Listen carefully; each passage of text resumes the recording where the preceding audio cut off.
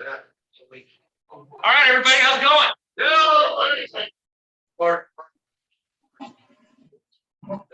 Well, we got a full schedule of speakers tonight, I think. Great, thank you. One of them is not here, even though he told me 2 hours ago he's going to come online. But I tell you what we can do. Just in case any of you are interested in, I got an email from Scott Bush. I guess everybody in SABR did. The convention is on.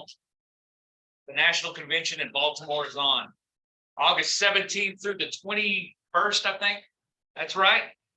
The baseball game is the Orioles against the Red Sox on Friday, August the 19th. That's a pretty special day around here because it's my birthday. So I'm gonna celebrate my birthday at Camden Yards. Yes, I share a birthday with Bill Clinton, you know.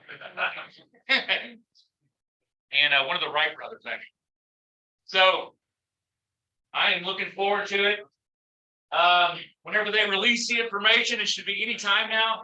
I think they on SABR.org, they have released a kind of semi-schedule, what the main speaker is going to be. I can't remember who it is. So look for that. For those of you, anybody thinking about going to national committee? Besides me, Bob? Baltimore. Looking forward to it. Should be interesting. Yeah. Crab cake. Yeah. Babe Ruth Museum, right? Okay, so I'm not going to talk much tonight because, as Bob said, President never gets a chance to eat. So I'm going to listen to all these speakers tonight, and I'm going to eat my salad. And the first speaker here, those of you who go to the Rogers Hornsby Winter Meeting every year, no mic, but I'm not going to say much more. I'm going to let Bill Brown introduce Mike. So, thank you. All right, great to see you guys. Linda, nice to have you with us. You guys live what? Blocks from here? 5 blocks from blocks. That is disgusting.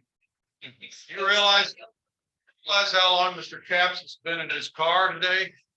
He has stood up ever since he walked into the building an hour and a half ago because his car being locked behind the steering wheel. He ran into a fire on his way up to 290 from Round Rock, and that caused him to be sitting in the car for about an hour. But anyway, he's here. That's and how many, it's great to have this far enough. Don't keep going. Oh, you want me out of it? I know what you're doing. Right. Okay. It's great to have somebody here in person. Not that you guys aren't here in person. We have a lot of speakers on Zoom, which is fine.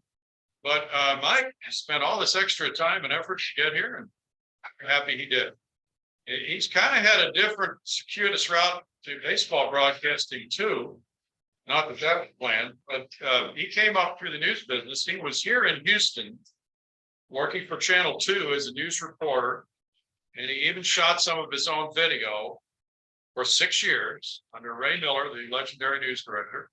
He also worked for WFAA in Dallas as a news reporter, and he worked for CNN. Did any of you know that? As a news reporter, and he was covering the Gulf War. Some pretty heavy stuff. He was live on the air with the Branch Davidian siege. Oh, and wow, covered that for how many hours? Well, I was here today, actually 50 whatever days it was, and 10 days after, so 67 days. Yeah. The last 10 hours live. Last 10 hours live. Dan Rather was walking down the street after it was all over, congratulated him on the outstanding job he did of narrating the Branch Davidian siege. So he came at baseball from a totally different angle than most of us. And then in 2020, when the Round Rock Express started, he was the voice, and he still is. 2000. 2000. Not 2020. I'm sorry, I meant to say. Yeah. I didn't get this gray hair. Yes, that's right. That's right. And I didn't either. And things.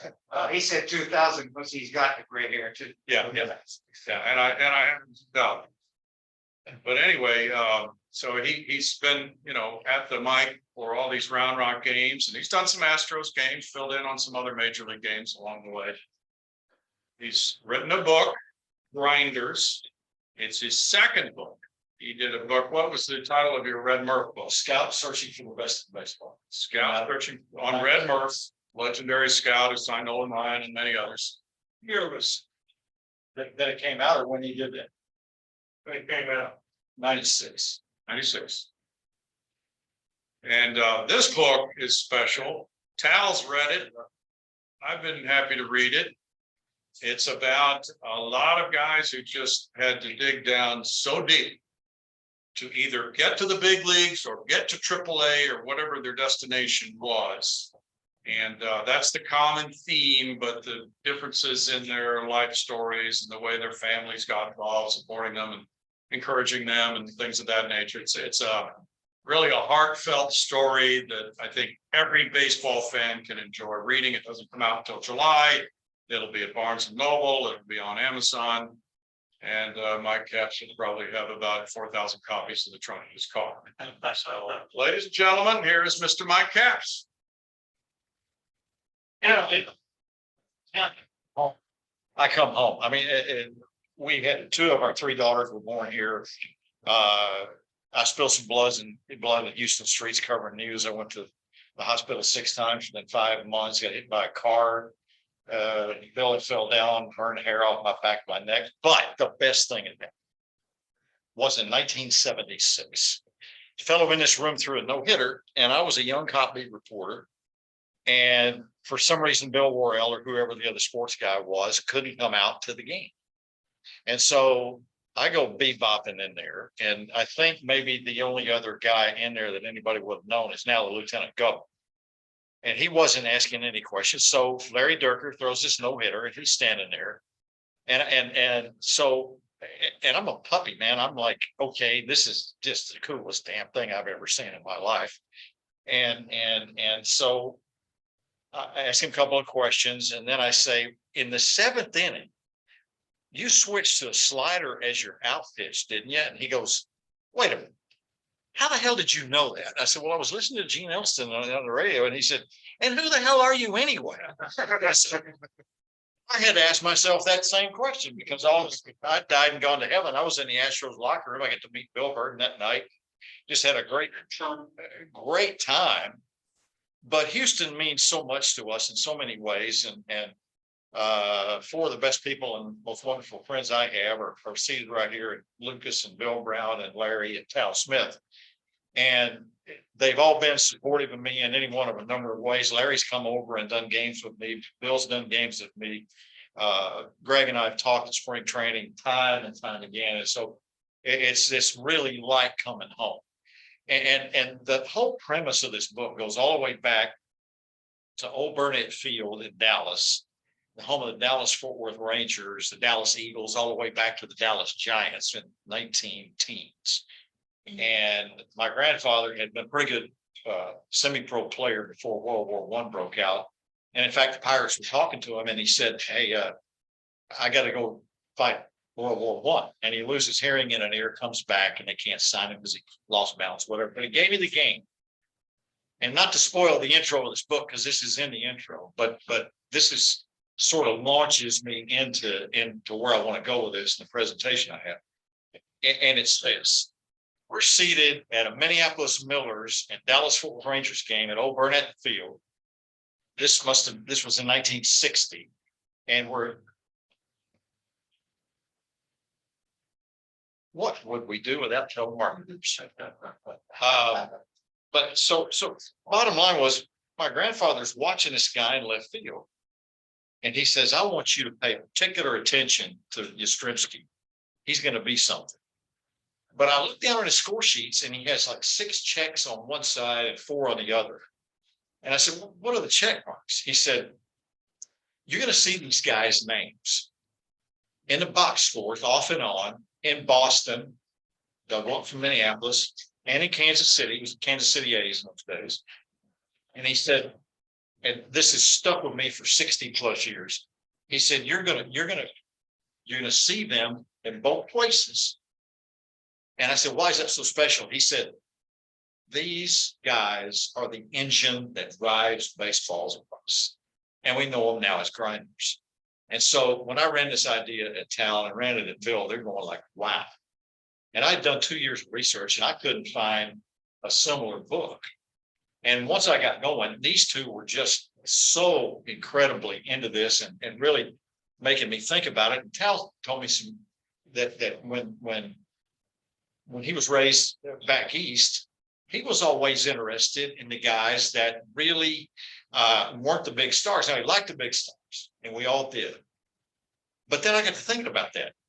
And when the Astros came here, the Core 45s came here in '62, golly, what a thrill that was for an 11-year-old kid. And my dad would bring us down, it was a little East Texas haunt where I was raised. And we got to see Musial. We got to see Mays and McCovey and Marichal and all these guys, Drysdale, and all these guys.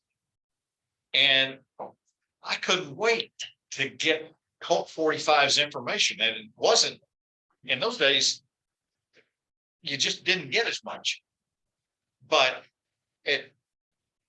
Tal, I know you're going to remember this, and some of you who were here, they actually let kids go down on the sides of the field and foul ground and watch guys take outfield.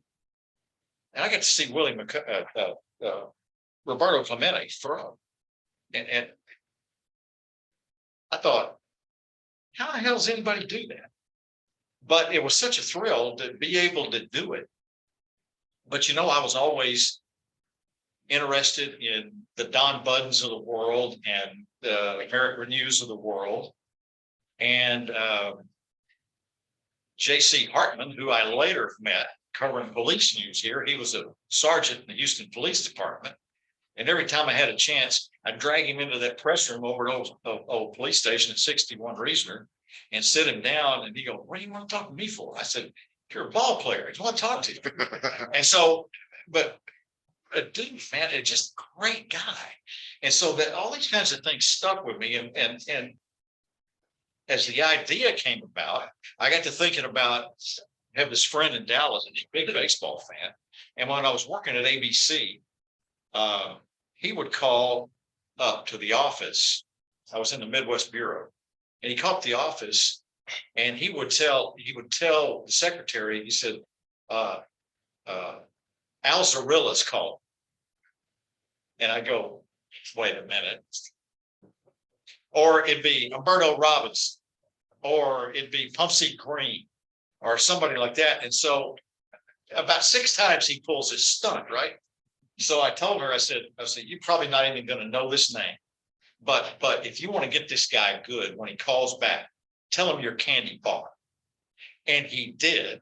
And she did that, and he almost passed out. I said, how would she know that I knew who Candy Bar was? I said, well, you got to explain that to her. I'm not, but so that's sort of the way it all came about. And we started it in 2018, and the guy who was writing it with me, he actually didn't write it, but it was a fellow named Chuck Hartenstein, who actually pitched in Dallas-Fort Worth and pitched 18 innings of, you guys know this, 25-inning game. And my cousin Billy Capps had signed him for the Chicago Cubs, and we got to be friends when I moved to Round Rock in 2000. I was about to say 2020, Billy. We were in Sugar Land on October the 3rd, last day of the season, and I got a text. Chuck had passed away, and I went back to Austin and went to see his wife the next day, and I said, you know, we're working on this book. And at that point we hadn't had a bite from the publisher. I said, but he's gonna stay as co-author. And we did, and we got a publisher, and I hadn't worked on it really very hard in probably 6 weeks. And first of November, we had the deal sealed, and then 5 a.m. to 11 p.m. when we got it done. It's all set to go, and I'm really proud of it. We've got some folks who have been so kind and so thoughtful in this industry that have really said great things about it. And like I said, Bill edited it. Tal has had so much to say in it. And I just want to, ask you, if you want to stop me and ask questions about this, that's great. But it's just been a labor of love to do it, number one. And number two, to be in this industry after the way my news career ended. It ended, and I'll just be very, very candid, very open with you. It ended. I woke up in the middle of the night. I'd covered police news down here for 6 years. And this was in the days Houston was wild. It was, if you don't remember, it was 800 murders a year and fires and police chases. And I can tell you, sit here all night long and tell you stories about that. But the bottom line was then the Gulf War and covering that. And the last day we're in northern Iraq, and it's my last day over there after 8 months. And we had heard a rumor that one of the towns in northern Iraq had been liberated. So we go, there's 20 of us go running up there. My three guys from CNN and me, CBC from Canada, BBC from Great Britain, ABC, CNN, NBC. And we're met by 6 Republican Guard, and they wouldn't let us go in this town. So we go back out to the main road, and before we could get out of the cars, and as we're getting out of the cars, 2 truckloads of Republican Guard with AKs, bayoneted, jump out. They surround us. And I'm thinking, dear sweet leaping Jesus, here we are. I've been in firefights. I've ducked bullets here for the last 8 months, and I'm going to get it in the throat the last day I'm in theater. What the hell is that? And I looked up and I go, really? Can't we have, like, remember the firefight? He'd have been fine with that. Well, over the hill in this mountainous area come 2 A-10 Warthogs, the tank fighters, and buzz these guys. They get in the trucks and jump off. We get in the car and haul ass up to Turkey and fly home. And that was it. Think there's not a God in heaven? I got many stories about that. But the bottom line to it was, after the Waco siege, I'm lying in bed one night, fall asleep. I wake up and I busted my head wide open with a bedpost. But if you look closely, you can see the hole. Again, think there's not a God in heaven. The therapist we chose was a 4-tour of duty side gunner on a copter at Nam and a licensed Presbyterian lay minister. We had to break it all down and start all over. I'd gotten away from faith. I got away. My way to deal with this stuff was either to smoke something, stick something up my nose, or drink a half bottle of Wild Turkey. It just was what it was. And that had to stop. It had to stop, and it did. And I've told Bill many times, and I've mentioned it now, I really never could have done baseball as dark a soul as I was in those days. And it just changed everything in my whole life changed.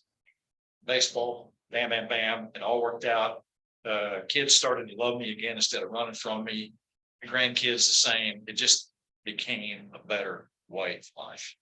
And that's part of the heart and soul I put into this book. And I'll be happy to take questions. And I've got a bunch of stories too. Yep. Candy bar. How can I put this? We're in mixed company. Let's see. A stage performer, not necessarily of pristine character, who frequented many types of seedy places, including places run by and frequented by mob bosses. How's that? All right. Is that clean enough? Really, she was a stripper, and a lot of people there in their yard. I just want to clear that up. I think maybe the younger folks knew that, but Mike, yes, sir. tell us again when the book, you think it's going to be published? It's coming out at the All-Star break. That's what we're shooting for. Yeah. The designers are working on it, and we're really excited about it. I am sure there are a number of people here who would like to get a copy, autograph copy, We'll be happy to do that. and we're already proposing to go to Jason April, over there to see the basic count. You're coming to see the Space Cowboys? How about that? Guess who called and gave him a load of crap about the new name? Yeah, Everybody. yeah. I want to see the video, what you have. I thought they ought to have some special nights for that, you know, like marijuana Mondays. Well, Stoner Saturday, there you go. Totally torpedo Tuesdays. Lots of stuff. I even suggested to the Astros radio producer that he have a booth to sell, you know, the CBD products. He said he didn't think that the ownership let him do it, but anyway. Yes, sir. So much, maybe some of the Astros. Yeah, well, let's see, I'm trying to think now. We've had. Yeah, I got a boatload of different kind. I'm not sure. Not having a list here, I don't know that they're for guys who passed through Houston, but I'm not recalling any of that. But the Astros weren't ignored. I can promise you that. You mentioned that, but. Well, if I had a lot of trouble trying to get a hold, you know, and a lot of the real older guys were. I got Freddie Potak. I had a long 2-day interview with Jack McKeon, which was just crazy good. Guys that you obviously have seen are, and I had 2 or 3 people say to me, people aren't going to recognize these guys. I said, that's the point, because there's so many of them go through the system that nobody, you know, you may not remember them, but I did, and I'm racing through my brain trying to come up with an Astro for you, and I know we have 2 or 3, but and all of them, one of the most interesting groups of guys. We do have families included. As I'll tell you who's in it is Deacon Jones, the former Astros hitting coach, and the stories he tells about Jim Crow South will absolutely make the hair stand on the back of your neck. And Deacon is as funny as the day is long, but when he gets down to those stories, it gets serious. And that was one of the tales we really wanted to tell. And I've known Deacon for I don't even know how many years, and it's just sitting talking on the phone with these guys and their wives. It's just been absolute blessed. There's a kid named Chris Jimenez that caught with the Rangers a little bit, and then sort of made a halfway name for himself as a relief pitcher. And I'll just tell you a quick story about him. He played for us for a couple of seasons after we left the Astros the first time.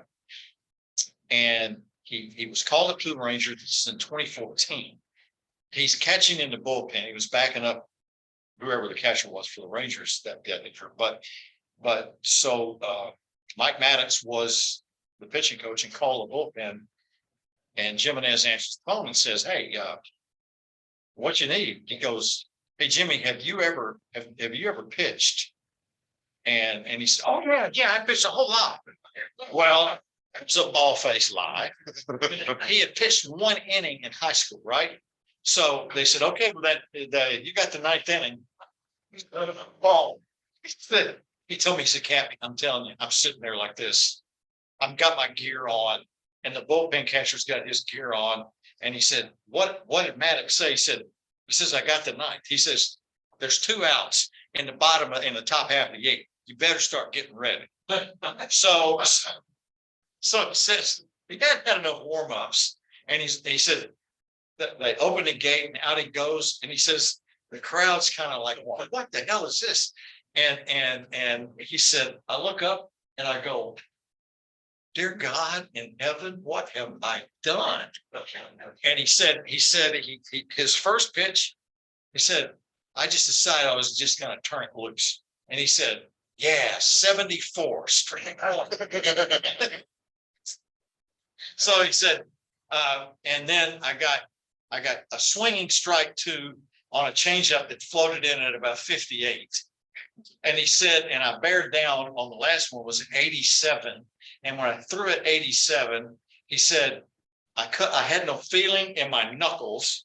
My elbow was already burned off and I felt like I needed shoulder surgery when I got back into the dugout. And he said, it was worse 3 days later too. So he said he learned it. He would slower and slowest was the best. Then we had the Harrison family. Just one second. And they're about to have 4 generations. They've got 3, there's 9 guys, and Jerry Jr.'s son is a prospect, and 2 of Scott's sons are prospects. And that's going to be interesting to see those kids, see if they come along and have a first 4 generation family baseball. Yes, sir.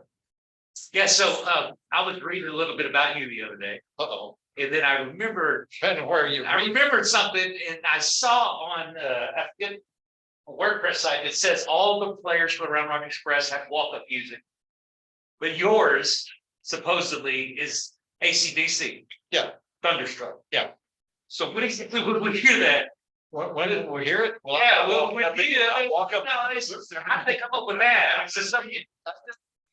They asked me if I was playing, what would be my walk-up music? And I said, Thunderstruck. I didn't think they'd write it down. And so some guy writes a story about me about 6 years ago, and he says, what was your walk-up music? I said, obviously you haven't read all the important data about it. And he says, what are you talking about? And I said, I opened up this little, they had a little pamphlet and they had a little something they sold and gave to people that they're trying to sell stuff to. Why they want to put me in something they're trying to sell. Anyway, so it says walk-up music and Thunderstruck by AC/DC. And this guy's writing a story, and he said, he ended it like this. He said, you know, Thunderstruck. When I talked to Mike Capps, I'm thinking Frank Sinatra. I did it my way. Okay. Well, I just want to ask you. No, that's So I was really not anticipating that question. Oh, well. I read a little bit. So is the SMU football story the biggest sports story you've ever been involved with? Well, now let me ease into it this way. Okay. I had somebody say to me the other day, the guy who's producing our podcasts said, boy, I really like that ESPN 3030. That told the whole story of SMU. I said, it didn't tell one damn bit of it. And he said, what are you talking about? I said, because it was me and that guy that was calling me up, telling me he was Humberto Robinson. We got onto that 3 years ahead of when we finally got. And I had 17 death threats out of that. And the FBI I came home one night and the wiretap guy putting the wiretap on my phone saying they caught a couple of people doing that. But the 3030 thing, they never even wanted to talk to us, 2 of us that busted. And other people taking credit, that's fine, whatever. I was off doing baseball and I didn't care after that, never mind. But the bottom line to it was, we actually had them dead to rights 3 years. In 83, we should have had it. And the lawyer for the TV station WFA in Dallas was seeing the story I was feeding back from here. It was a player from Beaumont. And we had this triple sourced. And we knew it was rock solid. And this lawyer kept saying, nope. And the news director said, what do you mean? No, this is just not going to run. It just can't run. Segue to 4 years later, when the death penalties, the NCAA is called 10 band boosters up to Kansas City to face them and say, you can no longer participate for life in their programs. Guess who the 3rd band booster was? The lawyer who didn't allow the first story. So we had to get outside counsel to do that. It was just, and we were doing other stuff. In fact, we did the space, again, I covered the space shuttle explosion in the midst of all that. And that was a whole nother wild tale, but But the whole thing was, it came in sequences. And I actually got kicked out of Campisi's restaurant one night, like 5 years after the story ran. I was working at CNN, and I'm sitting there with a couple of friends, having some beers and eating some Italian food. And Roz Campisi, who owns the place, comes up and she says, "You have to leave." I go, "What? What are you talking about?" We actually had a video of the back end of the restaurant, video of SMU players coming in and getting money doled out to them. So Roz held a grudge for quite a while. But I didn't get visited by the mob, so I guess it worked out all right. Yes, sir. I got a couple questions. Number one is, I'm hearing a book, another book. From your life, I'm hearing another. Aren't you there another book? So she was. Well, if I find somebody else to write it. No. I mean, the people, I was raised in Redneck, East Texas. I'm a tree reader. And, you know, they just don't tend to believe a lot of stuff I say. And there's a guy out there come out to the coffee shop all the time. If he see me walk in when I was a little boy, that oldest cat's boy, he just ain't right. Ain't right. And the more I thought about that, the older I got, I thought, pretty glad about that. You know, so anyway. Question, back to baseball. Yeah. If you're concerned, you and I, we talked about that a lot out in the major league owners, one of the campaigns is to reduce the size of minor leagues. Now, it's not gonna affect AAA directly or AA, but it's going to affect something. What are your views? You know, first of all, I hate getting politics into this, but I'm gonna tell you this, right? That's un-American, is what they did, shut down those teams. How do 3 labor lawyers, or however many there were, that showed up at these places, walk into a private business and say, "We're shutting you down"? Well, am I not right? There's some stuff going on, lawsuits filed by some of those owners now, and who knows where that goes. But anytime you start doing that kind of thing, that gets the news reporter edginess going in me, and I'm not home. The other side of it is, you're turning kids over to independent leagues or collegiate bat leagues, and who knows where that goes, and do you develop them the right way? I don't see the professional development with managers in AAA now who are 33 and 34 years old and never played AAA. One of the things to me about the finishing process, AAA, has always been having that veteran guy like a Jackie Moore that we had for 8 years, who'd been in the game for 50 years and knew what it took to get them ready. I shall see that, and that's rather bothersome. If that's more or less what you're asking. Well, and also, it seems like it's the beginning of the death of some of the same type of people you wrote about in your current book, because this career minor leaguer thing is be over. Well, that's one of my big worries about this, and probably there's another book in that, because we had 2. No, we'll have. What was it, Tal? We probably, in the days that we were with you guys, we probably had 6 and 7 and 8 veteran free agents mixed with those guys. Sure. Right. And we had 2 off and on this year. I don't know how you take guys to finishing school who need it, really. We had guys that were who skipped AA and came to us, and golly, they never really caught up. And when you see that, I mean, it gets exposed very early. And a couple of them made some adjustments and made it to the big leagues, but it was just to see how they would handle the big leagues. And the sequential step, whoever the founding fathers who put this all together had it right for developing players, as far as I'm concerned. Now, you get in the argument with owners and all this kind of business about that, and they say, well, we're just not gonna spend 15 grand a month on a veteran free agent, or 8 grand or 10 grand or whatever it is. Bring them in, because we can do that on our own. Well, I don't know about it. I'm really skeptical. But I'm not land basing them on the air. I'm just, calling the game. It's debatable, but I think they're probably off base. Yes, sir. Question, when you say grinders, I think of a guy that's marginally talented, that's talented enough to make it, that hangs in there, he goes up and down the line, with your team.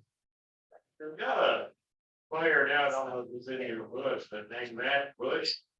That kind of familiar with, and he seems like a grinder. Is he in the book or not? Can you talk about him a little bit? anyway? No, well, we had Matt Bush as a pitcher briefly last year, and then in 2018, you're talking about the shortstop that had.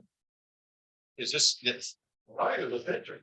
San Diego. Yeah, but he was a pitcher. Yeah. Yeah, but he was a shortstop and then ran into some dope problems and came back as a pitcher. #1 draft choice for the Padres. That's right. Yeah. Yeah, that's him. Yeah, good kid. But They went off down, he went to jail, how was Yeah. Tampa? well, and that's, I didn't say I was not gonna write another book on these guys. Cause there's, at town, I had this discussion many times. And one of the things that we said in the intro was, we do not presume to say we are doing all the grinders and but there's not gonna be thousands of them. But I just thought he mentioned. I think it's you know what? That's right. And well, we have Alan Zenner, who played here briefly. Alan Zenner, he was the #1 draft choice for the Mets out of El Paso. And it took him forever, and he had brief stints here and then in Arizona, I believe. And he's the hitting coach now for the Cincinnati Reds. So, and the stories he tells, I mean, he goes up to, I'm giving the book away, but yeah, he goes up to New York, right? He's drafted by the Mets and he's being interviewed on TV. Now he's That was a former Astro. yeah, briefly. What you were trying to think? Yeah. Okay. So anyways, so he's being interviewed. And then one of these guys, big sports guy on one of the TV stations. And they cut the interview off after about 40 seconds. And he goes, why'd you cut the interview off? He goes, you kept saying you were so proud to be a Yankee. He said, you're going to the Mets. Sorry. Little stage fright up there, and Zenner will be the first one to laugh about it. And he said, well, there's a lot of people, and a lot of people in New York. But he said, I wanted to crawl under something, but I couldn't find anything to crawl under. But to this day, he remembers that. He says, oh, geez. You have to put that in the book. I said, oh, yeah. Yes, sir. Yes. And his dad told me, his dad's a character himself. His dad told me, he said, Cap, you can put that in the book. I go, damn straight, I'm putting that in the book. What are you talking about? He's aware of that. No doubt. Yes, sir. I guess like what you got players, I used to also fly in way umpires. To start in the low minor leagues. That's a good. Big leagues today. And the grinders theme actually takes up everybody. Yeah. Stop and think about it. And we mentioned that in the intro. I mean, I'm sorry, you're around, don't worry about it. If you're not the CEO of a corporation and you're willing to trade 40 hours for 60 for the good of the company for 5 or 6 months or for whatever, you grind. If you're a single mother with 2 or 3 kids and you're working 2 or 3 jobs, you're grinding. I mean, you're a business owner and you've got tax problems out the wazoo and you're trying to get all that worked out, you're grinding. And so it's not just a baseball book in that and that's one of the things Tal mentioned on the podcast he did with us. That is so poignant to this, and it's one of the things we pointed out right up front, is that look, this applies to every person who reads this book. Because sooner or later, if you're gonna survive in life, you're gonna be grinding. There's no question about baseball, whatever. And it was just so much fun to write it, but I'll tell you, catching up with some of these guys and getting to sit still. You know, anybody who ever wore a wet jock for a living or in college or whatever has this Bugs Bunny thing. And it's motor's still running, right, Larry? I mean, just it's motor's still running. That's it. Think about Casey Candell. You know, Of course, he might be above the level you're talking about because he did play a lot of years in Major League. he did, but he's protected.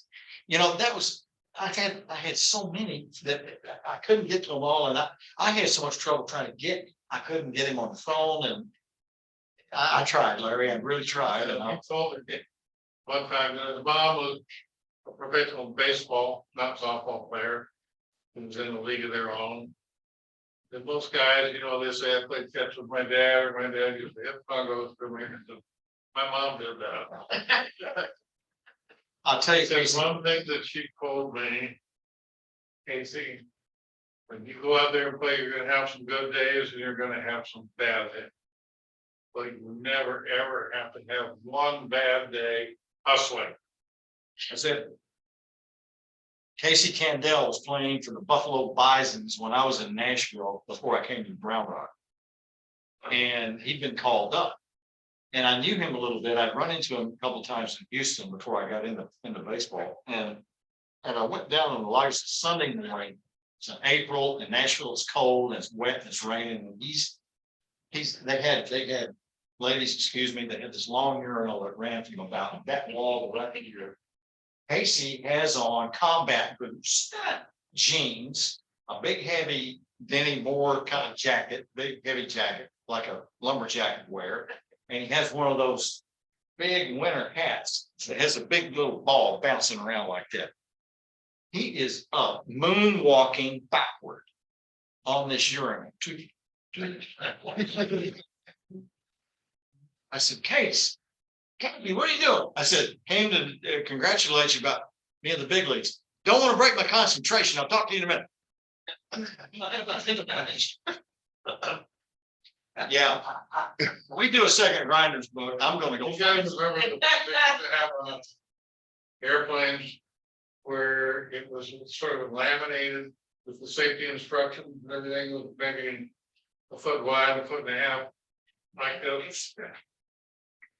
Casey would get on the charter flights, he would get up between first class and the coach section and hold on to the walls on both sides and stand on that thing. And when the plane took off, how many miles did you get?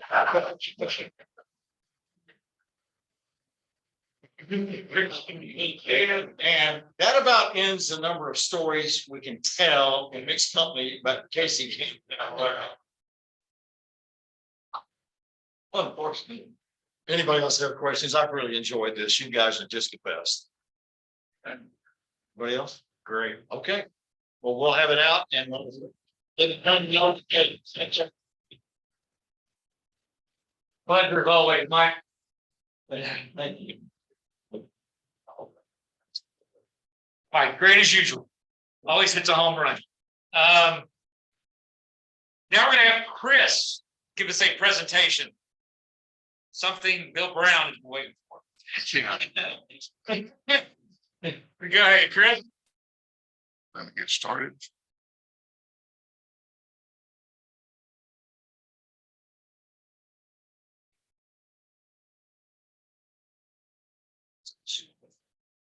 The screen being shared. Just go to share screen. Hit share screen. And go to your presentation. Go to your presentation. Wherever your presentation is, right there. Then hit share. There you go. Now share.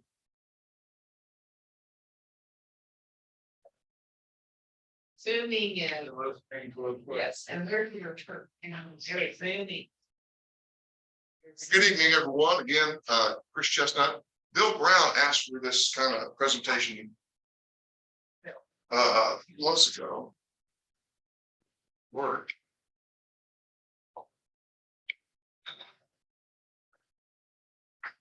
Things aren't working out. Really? Follow up when we. So this is about baseball's biggest contracts. You wanted You wanna make the one window? On. to get. No, that's right. I don't know this. It's all right. It's okay. Baseball's biggest contracts. We're gonna look at, we're going through the data that I found. And then we'll look at methodology and how to analyze these big contracts. We'll look at player performance, team performance, and then for fun, we'll sign Carlos Correa to a contract tonight and get back on track. So for the data, find lots of lists of large contracts. So I started with a minimum value of $90 million for the total contract with at least 5 years. So obviously this is a recent phenomenon, these big contracts. It goes back to 1999. There's 104 of these contracts, 73 for batters, 31 for pitchers. There's a summary of them. You see they go from 5 to 14 years. I inflated all the contract numbers to 2021 values to compare them. So it's about $19 billion worth of contracts and an average annual salary of $25.5 million. If you look by age, they are about where you expect them to be, from age 26 to about 32, when players get past arbitration and have some kind of track record. But there are some people, outliers, some very young guys who only have 1 or 2 years to leave. And then you get out Cabrera, Ichiro, and Barry Bonds, when they were older, got a contract. This is the age they were when they signed the contract. Pitchers are similar, but smaller because there's fewer of them. And you get Kershaw as the youngest and Kevin Brown as the oldest. If you look by position, first baseman the most popular, center fielders are second, then right field and third base. Second baseman and catchers only had 4 of these kind of contracts. Now, when we measure player performance, there's a lot of things you can do. I'm using WAR, wins above replacement. I'm using the values from Baseball Reference. There's different flavors of WAR, but they're all fairly consistent. But I'm using one from Baseball Reference. And so this is kind of their definitions of how to keep the number to a performance level. Of course, we're talking about high value contracts. We're talking about, high starters up through MVP style players. So here's my methodology of how I compared what's going on. We're going to use our goals. A few of these players have more than one contract. Have had 2 of these large contracts. We'll sign one for $100 million, and then later his career signed one for $240 million. Those were the values at the time of signing. So if you look at what I did was I took the 3 years before the contract was signed. Some players may have only had 1 or 2 years. Some may have had 5 or 6, but the first 2 years generally are they're rookies or they're not really established. So the WAR numbers are kind of a little out of character. And I took an average of what that WAR value was. So for Pujols, his 3 years before he signed his first contract, he had an average WAR of 6.9.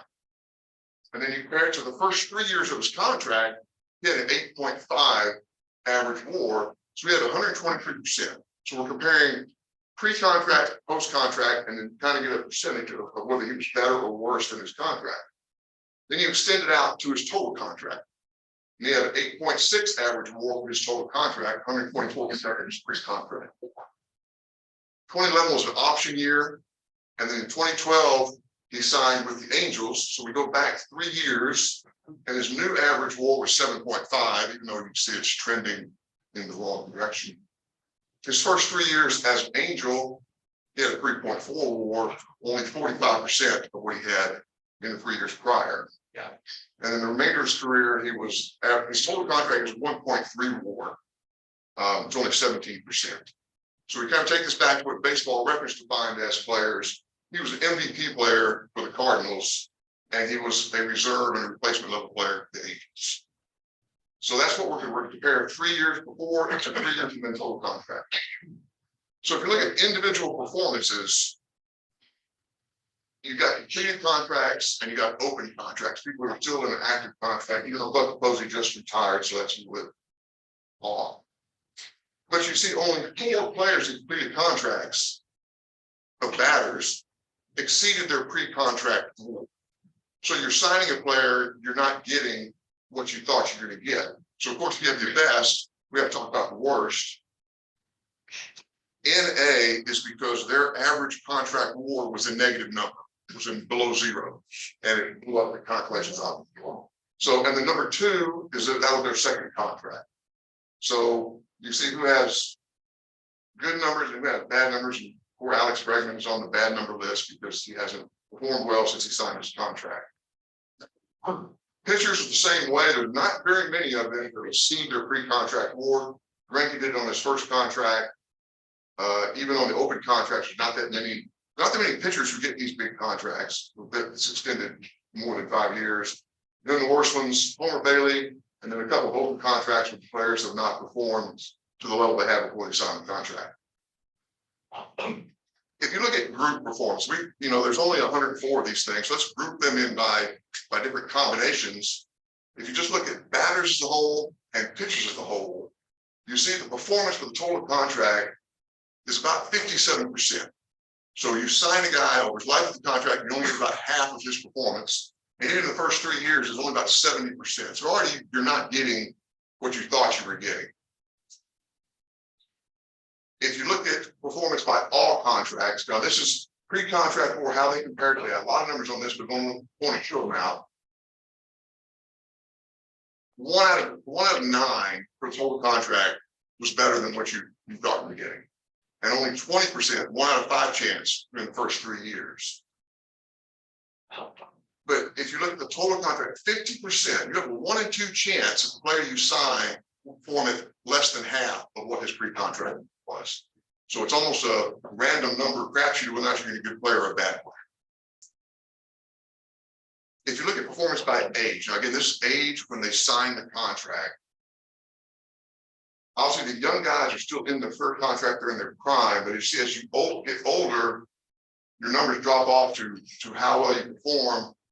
And then the number at the end is covered up by the people, that's about 89%. That's mostly Barry Bonds, who for reasons no one can decipher, is better in his later years than he was in the it's not been established why that happened. And then total contract, you see the drops that go.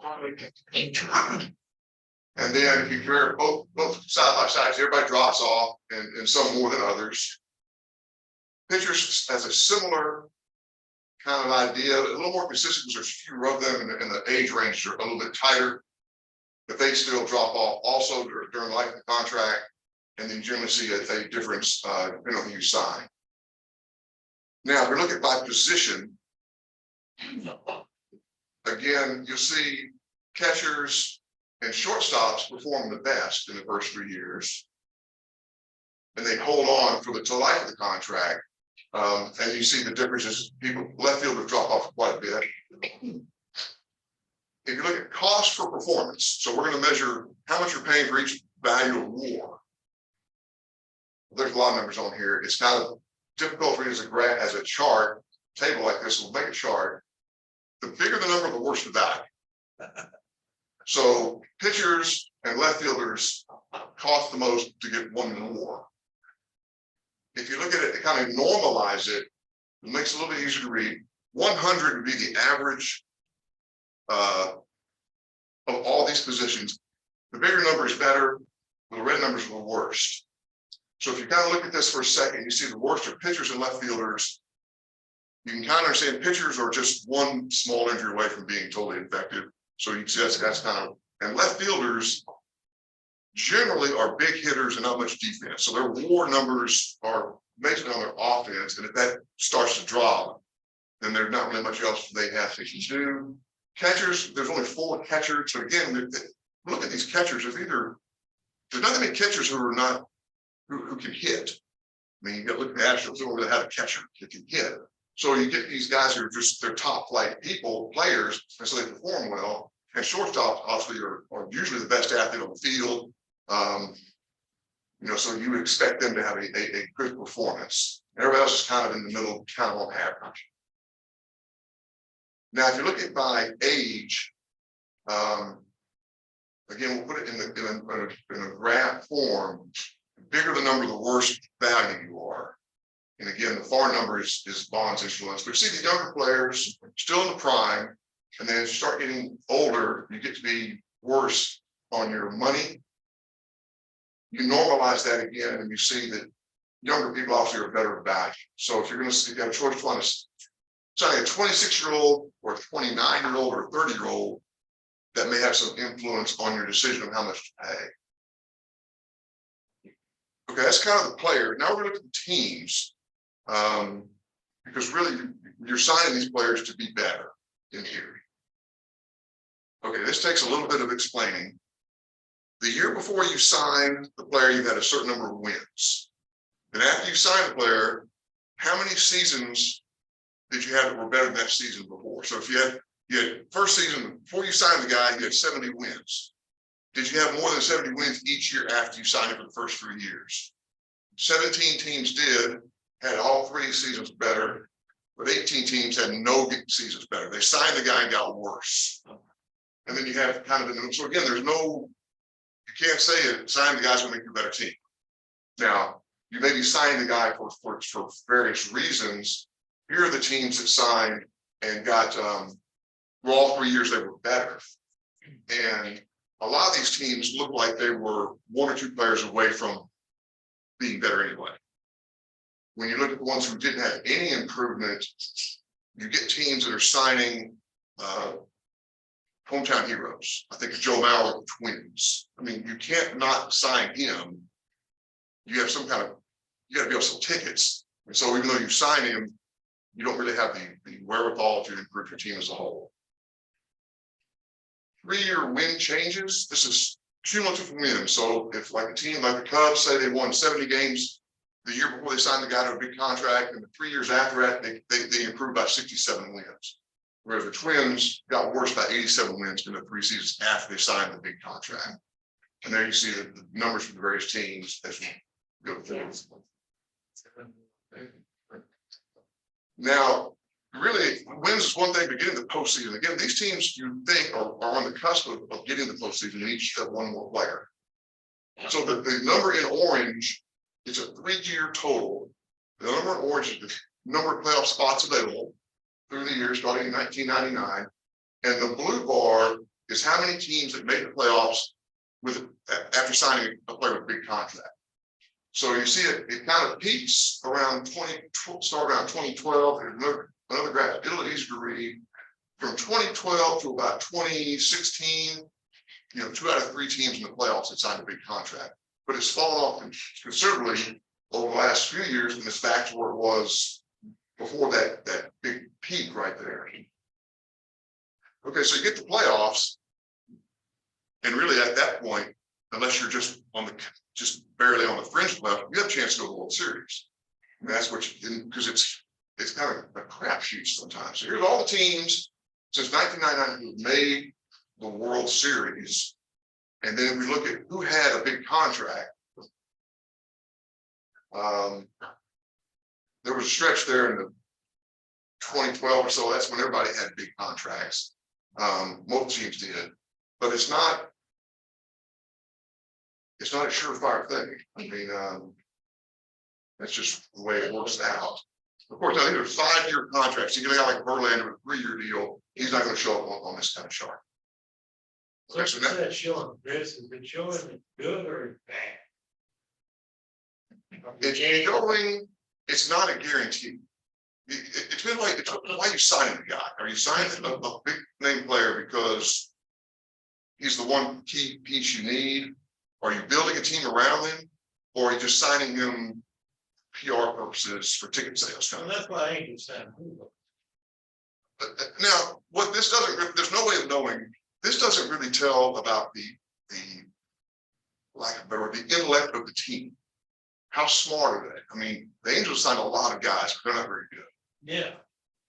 Whereas Astros haven't signed that many, to these long-term contracts, and they're 5 years, you know, in the World Series number of times. So it's more important than the Rays haven't really signed anybody, and they're always a good team. So it's bigger than just signing the one player.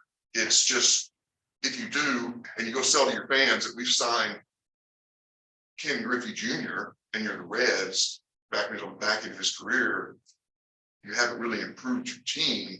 You may have improved that one position, but you haven't improved your team. So. The 2020 Dodgers have a big contract with Clayton Kershaw. This was the 3 years after he signed it long earlier. He may be out of that 3-year window. It's not that they signed him in 6 years out. It's within that 3 years after they signed him, did they make the World Series? So it's a little bit, some of these players, it's tricky. Some of the younger guys, especially, they got a 6-year deal and they're improving every year, like Albert Pujols did in his first contract. For those kinds of players, rare. So I think the big thing is, you know, when you sign this guy and he performed at this level, you're pretty sure he's not going to meet that level during even the first few years of your contract. You have a really good chance he's not. So if you factor that in and say, okay, I know what I'm getting. I'm not getting Albert Pujols MVP. I'm getting Albert Pujols somewhat less than his MVP. The odds are, you're not going to get It it. seems like they started this stuff, they signed like Alfonso Soriano. Yes. C3, it's similar to the Bulos contract. So why are you paying this guy this much money? You know, he's going to go down, you're not going to get him, he's going to be 44 years old on the contract. But you're giving him the money that he really earned playing with the Rangers and the Yankees.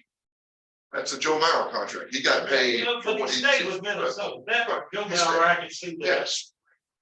Like, see there, he wrote Chicago on the team, that didn't happen.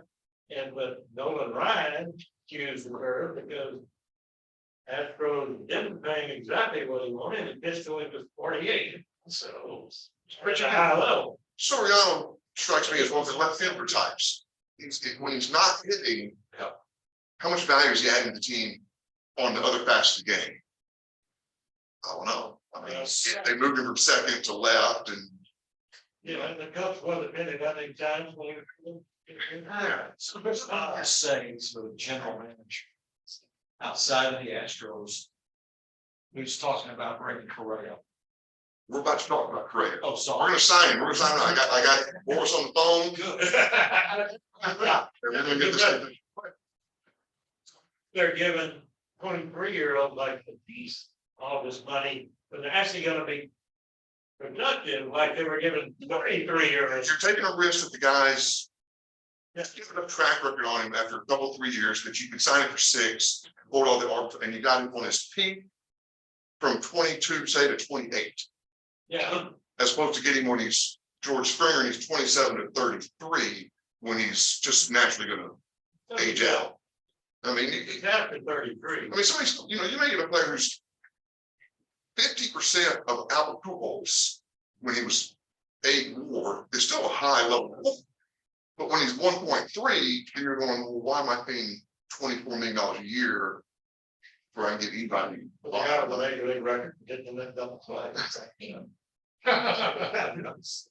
Yeah, so let's look at what we'll do about our friend Carlos Correa. We're gonna take the data we got from tonight, and we're gonna kind of apply it, see what number he's worth. A brief bio, everybody knows him, Rookie of the Year, All-Star, Gold Glove, Platinum Glove winner. He's gonna be 27 years old on opening day, if opening day of 2022 was when it was originally scheduled. He'll still be 27 on opening day, because I think his birthday is somewhere in the middle of summer, in September, so they'll have to cancel the season, but it's not be valid. There's his WARs by year. Says career average of 4.9, but his pre-contract average is 4.2. Now, Morris will say you can admit 2020, that was an oddball year. Who knows? I'm just taking the numbers as what he's performing. If you look at all the batters that we looked at, all 73 of them, their cost per WAR is about $9.2 million on average.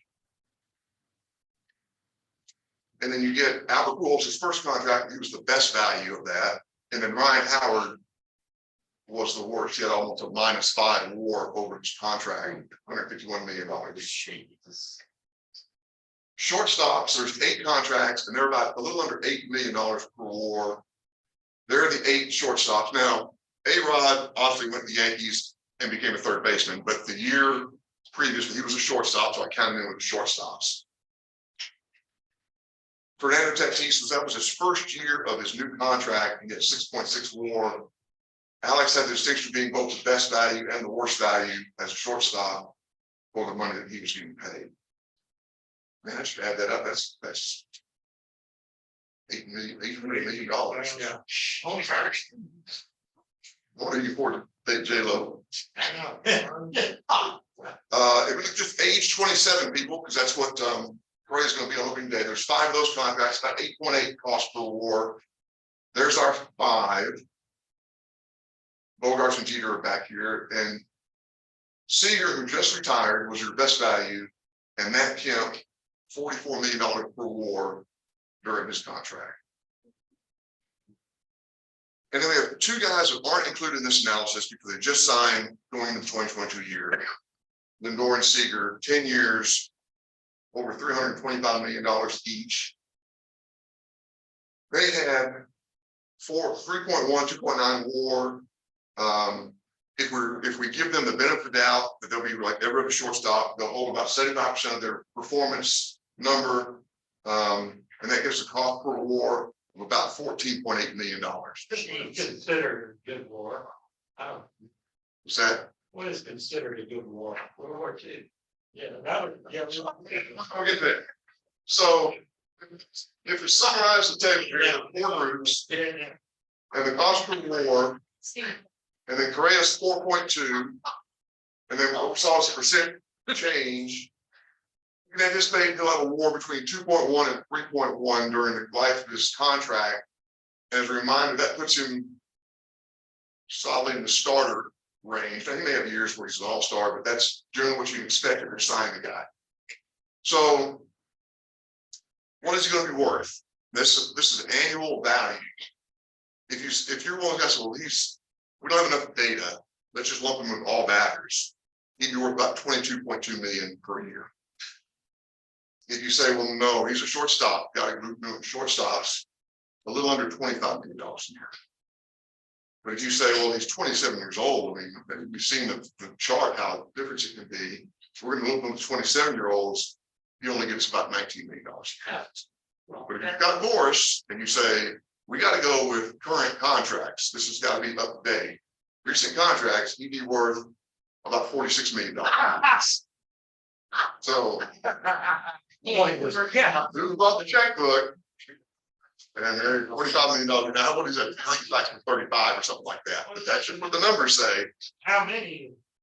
for the life of his contract. 10-year, $450 million contract. In what he won't? Yeah, $450 million. Yeah, they won't. I'll add for them to say. So if you don't have to pay him $350, you may be getting the best value of shortstop of the other 2 guys he signed. He's better than the other 2 guys based on.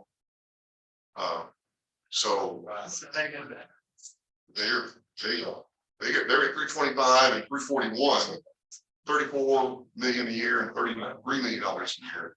And they have a WAR that's half of his, or 2/3 of his. Did I answer most of the questions? Okay.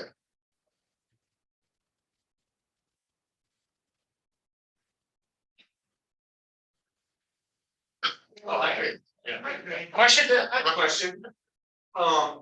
Maybe Al or whoever else can answer this. So in baseball, especially if team's gonna hire, a new team's gonna hire for get a contract with a player, what kind of physical what can they do to check out this guy's arm or leg or whatever?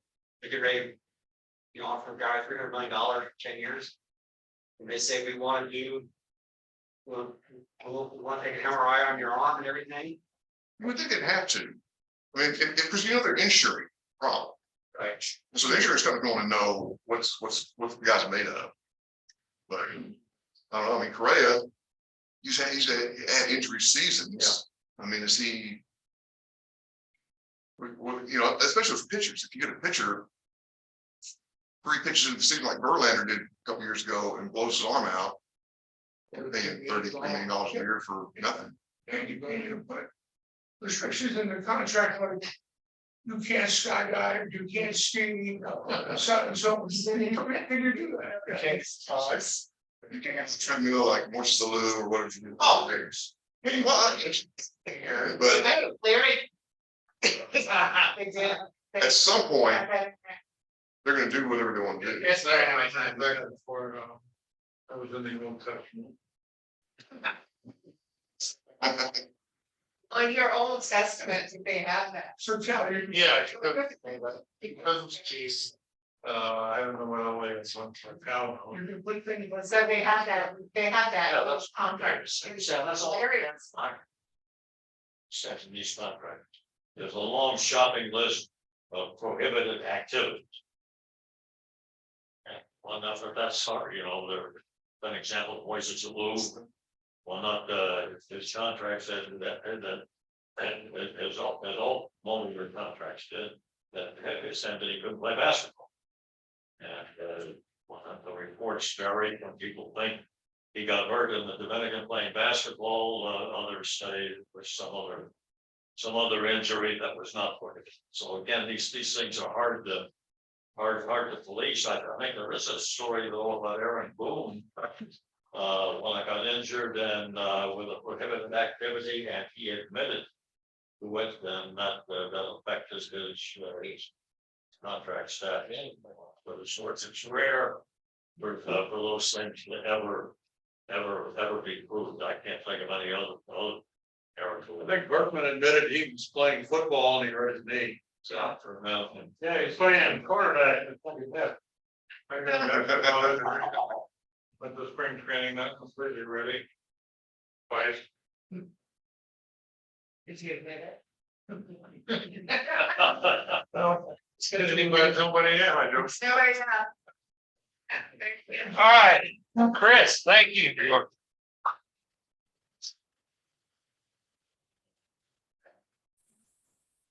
Look the over and I was just gonna. I want to ask Chris, how long does it take to put that? Well, after he told me, it took about 2 or 3 weeks to get the data together and then start analyzing it. And then as the presentation got delayed, I was able to add more to it.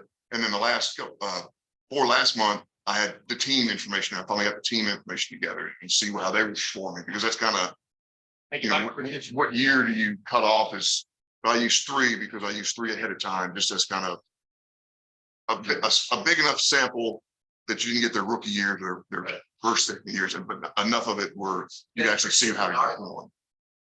Really excellent presentation. Thank you. Very long trial. All right. You said you can't print tables, and y'all work something up. All right, speaking of articles real fast, Tony, when would the next newsletter be out? What would that be? April, May? What? Opening day, Scott. Opening day? April, end of April. Okay, so anybody looking to contribute, Chris? To the newsletter, or anybody else? Y'all would need those articles, or by when? When do you think? Text it. By tax day. All right. Oh, Well, we'll have the second part of Bill's profile, Cal Smith. Really good. yeah. And so that's have other articles. Again, if anybody has any ideas, want to write something, please let us know, Scott. So. So our final presentation of the evening. No pressure, Dan. Dan Walsh. He had a great presentation about the history of baseball through postage stamps, and it was really fascinating when I heard this for the winter meeting, and I invited Dan to talk to us about this very interesting history. But Dan, it is all yours. What do you think, Rick? All right, so Talk to I get- Wesley. No, listen. Go ahead, Dan. how do I share screen? Can't hear you. Can't hear you. How do- Can you hear me? I'm trying to share my screen. All right, man. We got you. We got you. You got it? You see my screen?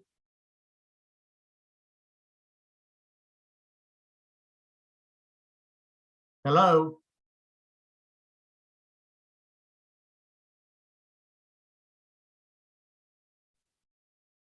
Yeah, Dan, we see you, but not your screen. All right, well.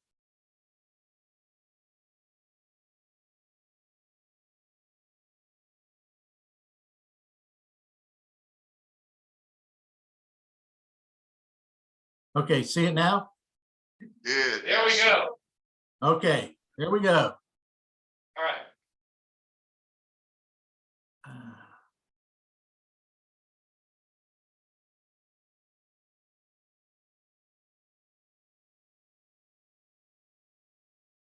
Just a minute.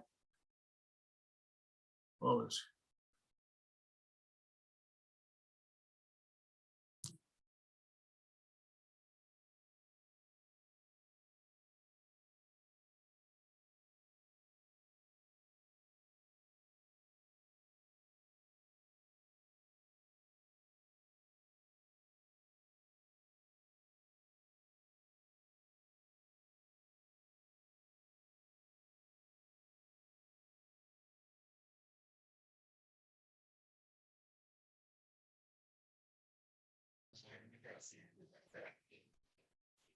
Yeah, good.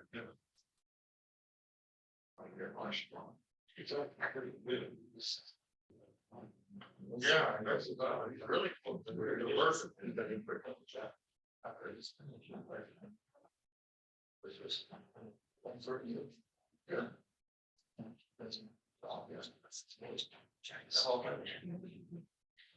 West is away. What happened? We lost his screen. So it's a paper, we're up there. Dan, we lost your screen there, Dan. Yeah, you can fix the serial info. I have good. Dan, are you there? He's muted. He's muted. Oh, Dan, you're muted. All right, I'm here. All right, we can still see your screen anymore. He started.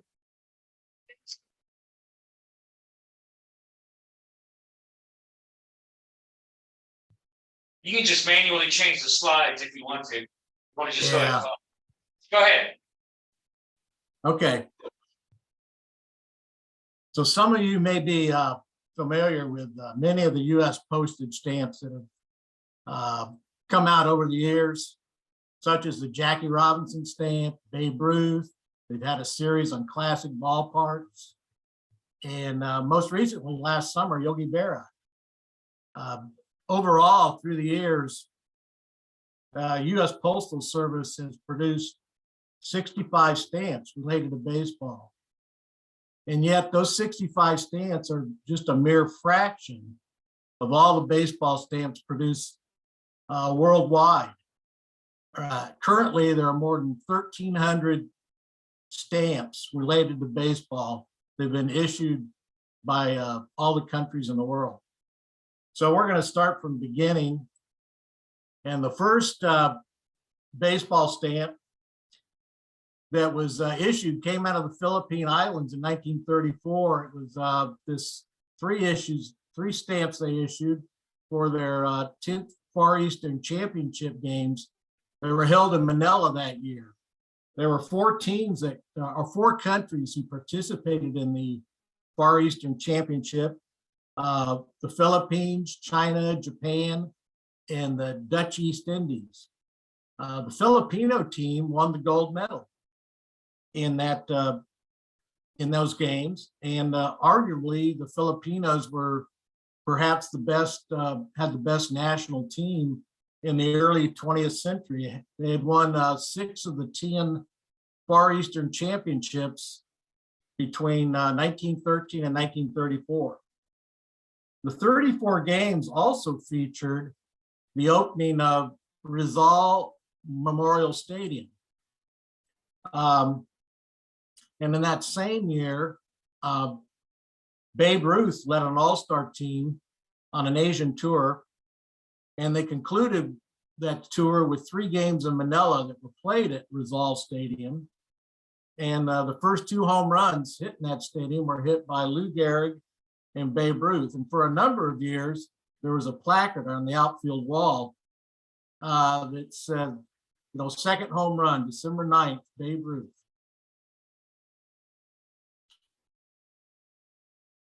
The next Far Eastern games were originally scheduled to be held in Japan in 1938, but Japan invaded China in 1937, and that was the end of all the Far Eastern games.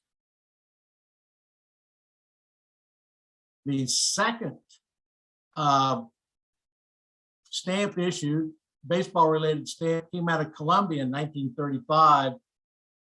They issued 16 different stamps depicting 16 different sports for their Colombian national games. Then we move on to 1937. The 4th Central American Caribbean Games were held in Managua, or rather, let's see, where were they held? They were held in Panama City, 1938. 10 nations competed in 16 different sports. The Cubans won the gold medal, not surprisingly, in the baseball. The interesting point about the Central American and Caribbean Games are the oldest continuing regional games. Beginning in 1926, they're held every 4 years. Only the Olympic Games have a longer continuous history. Then we come to the US. The first US baseball stamp came out in 1939. The US Post Office took a nationwide poll of collectors when this stamp was first proposed, and the collectors voted almost overwhelmingly against a baseball stamp. However, they were overruled by President Franklin Roosevelt, who happened to be an avid stamp collector. This stamp was intended to commemorate the rules of baseball were created by as a total myth. Regardless, the stamp was issued on June 12th, 1939. It coincided with the opening of the Baseball Hall of Fame in Cooperstown. Although we now recognize the connection between Doubleday and Cooperstown is a myth, there were at the time several first day covers issued. And you can see here, the ones that have X's on them, those are Doubleday's picture. So I removed him from the covers. If my deal is working. Let's see. Oops. Sorry. Did you lose me again?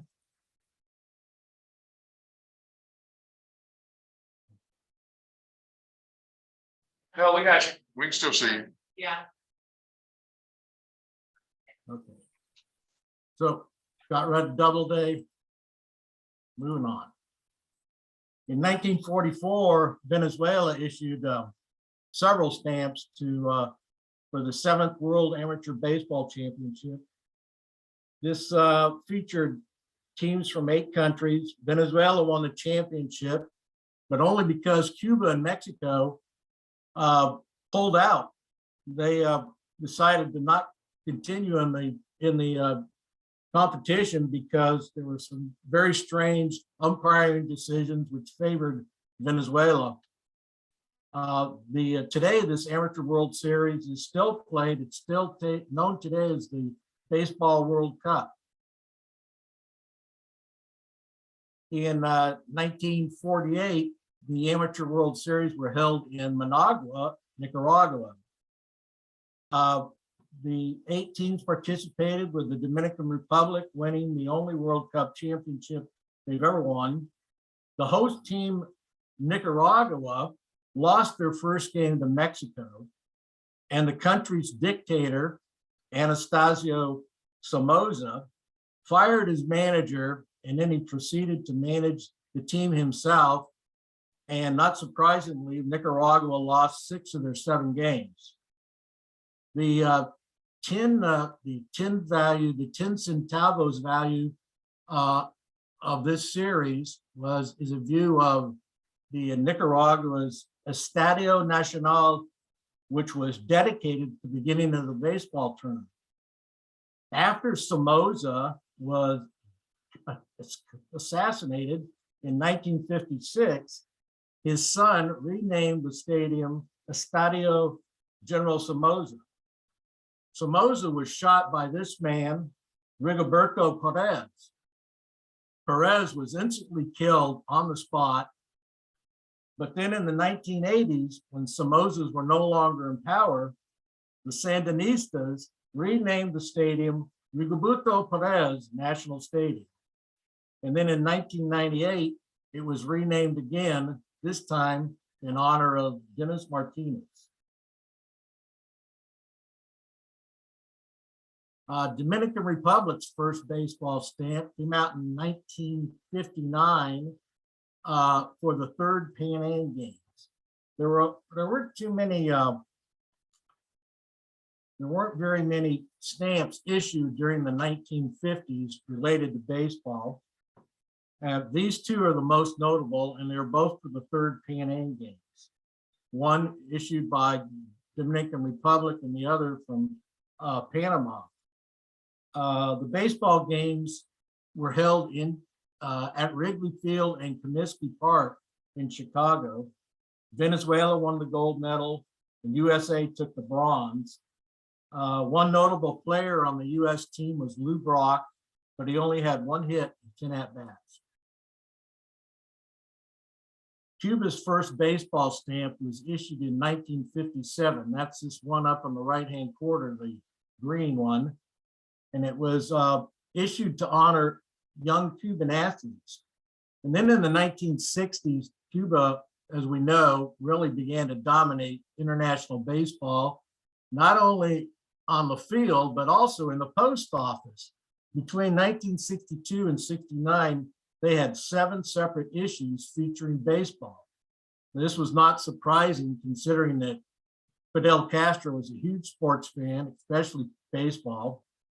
In 1963, this first stamp here on the left was issued for the 4th Pan American Games. And in those games, Cuba averaged 9 runs per game and outscored their opponents 72-22.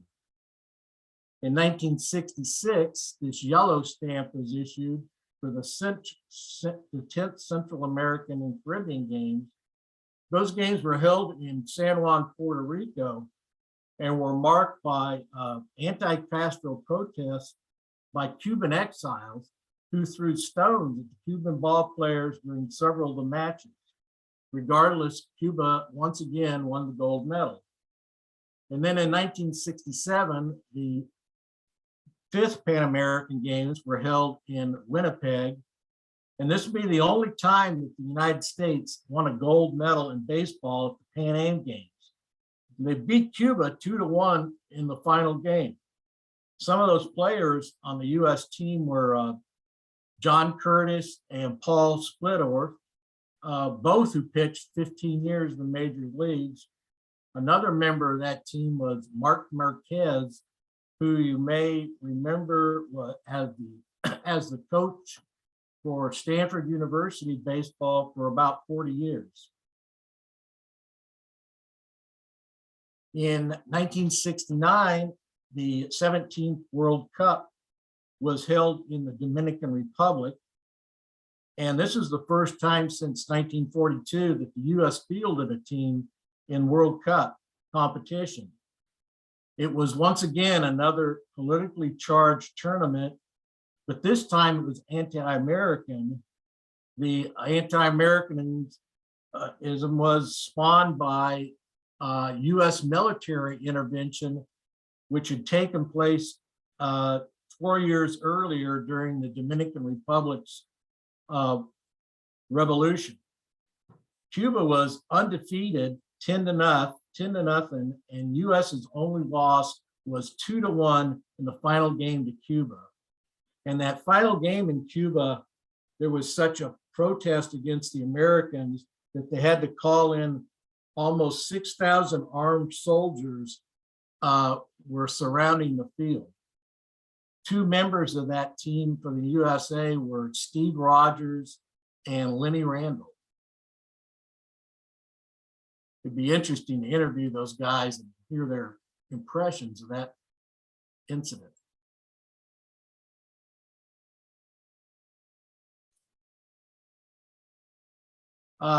Here's an unusual Ajman, which is one of the Trucial states, which later became part of the United Arab Emirates, issued this series of stamps called Champions of Sport in 1969.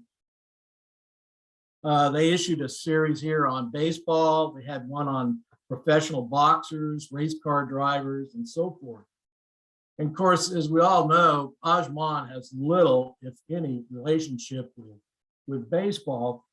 And that's what's interesting about these, because as we've seen in previous stamps we've already looked at, the country that issued the stamps usually does so in order to commemorate athletic achievements of for their country. And Ajman, of course, had no claims on baseball. The second interesting thing about these are the first stamps we see issued by any country that included the image of a familiar baseball player. Everything previous to this was simply a generic image of a ball player. Obviously, these stamps were issued for collectors in mind, and it really begins a trend that took off in the 1980s. Finally, 30 years after the first US stamp is issued, in 1969, the United States issued this stamp to commemorate the centennial of professional baseball, which was largely in recognition of the Cincinnati Red Stockings 1869 team, which was the first openly all-professional team. They had 10 salaried players on the team. And during the 1869 season, they were undefeated at 57-0, and they continued that undefeated string into 1870 with 84 consecutive wins. The design of the stamp itself is strikingly similar to another design that was introduced that same year, and that's the Major League Baseball logo. Okay, so that pretty much covers most of the stuff that was produced through the 60s. Now we're going to go look at some interesting issues during the past 50 years. Taiwan, Little League champs. Everybody knows the story about the tremendous success that Taiwan has had in the Little League World Series. In 1969 was the first year that they played in international competition in the Little League World Series, and they won the whole thing that year. And then from 1971 to 1978, Taiwan issued 18 different postage stamps honoring their Little League champions. They won the title in 71, 72, and 73. Then after the 73 championship, questions began to arise, not just because they were winning, but how they were winning. In the final 3 games in Williamsport in 1973, they overpowered their competition. They threw 3 no-hitters and outscored their opponents 57-0. So the concerns were raised about overage boys and violations of residency restrictions. They came back in 74, they won the championship again. And then in 75, Little League banned all foreign teams from participating until they could straighten out the rules regarding residency. They had an investigation of Taiwan and found out that they were indeed creating super teams with players culled from all over the country. So Taiwan returned to the competition in 1977 after they more or less had straightened out their issues. And they promptly won the next 5 Little League World Series. And then from 69 to 96, Taiwan's won 17 Little League World Series. Staying in Asia, we get to baseball in Japan. You know, high school baseball in Japan rivals the Japan professional leagues in popularity. And Japan's annual high school baseball tournament can be likened to March Madness in the United States. The first high school championship tournament was held in 1915, and these 2 stamps on your left were issued to commemorate their 50th anniversary. Another annual event held in Japan is the Intercity Baseball Championship, which is held between non-professional teams. This competition began in 1927, and this very attractive stamp here on the right was issued to commemorate the 50th anniversary of the Intercity Series. The winner of the Intercity Series is awarded the Black Lion flag, and that's why you see this lion on the baseball. Next, we move to the 50th anniversary of professional baseball in Japan. And there were 3 stamps issued, which featured 3 important people in Japan's professional baseball. I want to talk about each of them here. Eiji Sawamura was an unknown 17-year-old high school player in 1934 when he faced Babe Ruth's All-Star team. And he pitched in 6 games against the major leaguers in that series, and he got knocked around pretty good. But there's one game he pitched in which became legendary. He entered in the 4th inning of a scoreless tie. He held the American team to 1 run and struck out 9 batters. In fact, he struck out Charlie Gehringer, Ruth, Gehrig, and Jimmy Fox in succession, and he struck out Ruth 3 times in a row. Although he lost the game 2-1, or rather 1-0, he lost 1-0 on a Gehrig home run. He became an instant folk hero. Later, he played pro ball with the Yomiuri Giants. He threw 3 no-hitters, including the first no-hitter in Japan pro ball. He was drafted in Japan, the Japanese Army in 1943, and he was killed during the war.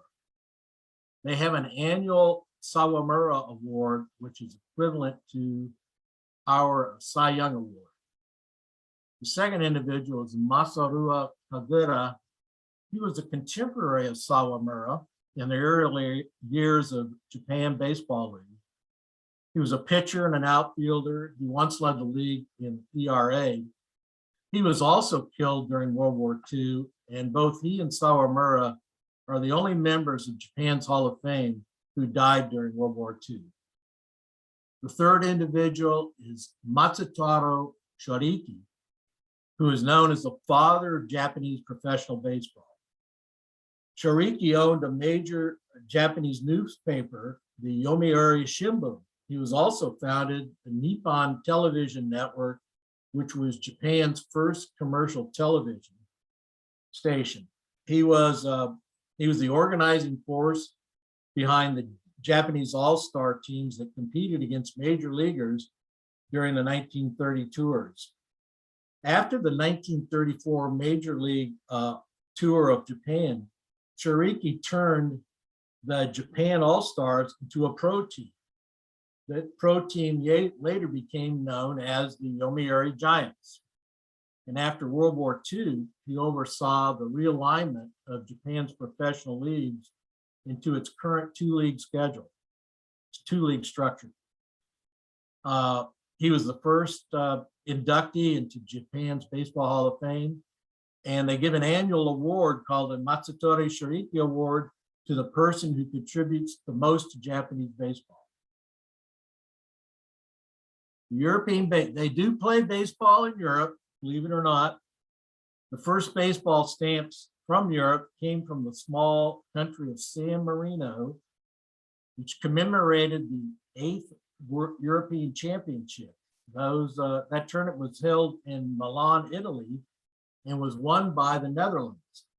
In fact, the Netherlands is the dominant team in Europe, having won 24 of the 36 championships, European championships.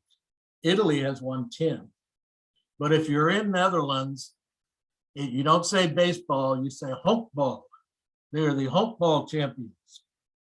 Also of note, Netherlands has the bragging rights for the earliest organized baseball game recorded on the European continent. And that took place in 1901. Continuing with baseball in Europe, in 1973, Italy hosted the first Intercontinental Cup Baseball Championships. This was a biennial tournament last held in 2010. Japan won the gold medal in the first international cup, though we should note that Cuba did not participate in the first 3 tournaments. And when they did participate, they won 11 gold medals and 3 silvers. In 1978, San Marino issued another set of stamps for the World Cup Championships. Cuba, once again, undefeated, won the gold medal in that 25th World Cup. The USA took the silver medal in those games. And there were some pretty good Major League ball players, future Major Leaguers on that US team, including Tim Wallach, Gary Francona, Mark Thurman, Tim Leary, and Atlee Hammaker. This is just some miscellaneous things. Okay, we get to history of Cuban baseball. In 1974, Cuba commemorated the origins of the game on the Cuban on the island with a set of stamps. And while the roots of baseball in Cuba date back to the 1860s, the first recorded game took place in December of 1874, when a team from Havana beat a team from Matanzas by a score of 51-9. The gentleman on the right in this 8 centavos stamp is named Emilio Sabarin, and he's one of the co-founders of Cuban's Professional. He was also a second baseman in that first game that was played in 1874. It is somewhat questionable how much credit Sabarin is due for his founding of the Professional League, because there were several people involved in that. It appears that much of his legacy rests on his status as a revolutionary hero. During the 1890s, he raised funds for Cuba's revolution against Spain and was arrested and sentenced in 1895. And then 2 years later, he died in a prison in Morocco. In that first game in Cuba, celebrated their 130th anniversary in 2004. And Cuba issued a series of stamps. And this one, here's a souvenir sheet, shows several famous ball players from Cuba. Talk about a couple of them here. Up here on the right is Martin Diego, who is widely considered one of the greatest two-way players in baseball history. He played every position except catcher during his career, which ran from 1922 to 1950. He won 250 games as a professional. He won 2 batting titles. He set offensive and pitching records in both Cuba and the Mexican League. And he is the first man to be a member of the Mexican Baseball Hall of Fame, the Cuban Baseball Hall of Fame, and the National Baseball Hall of Fame in Cooperstown.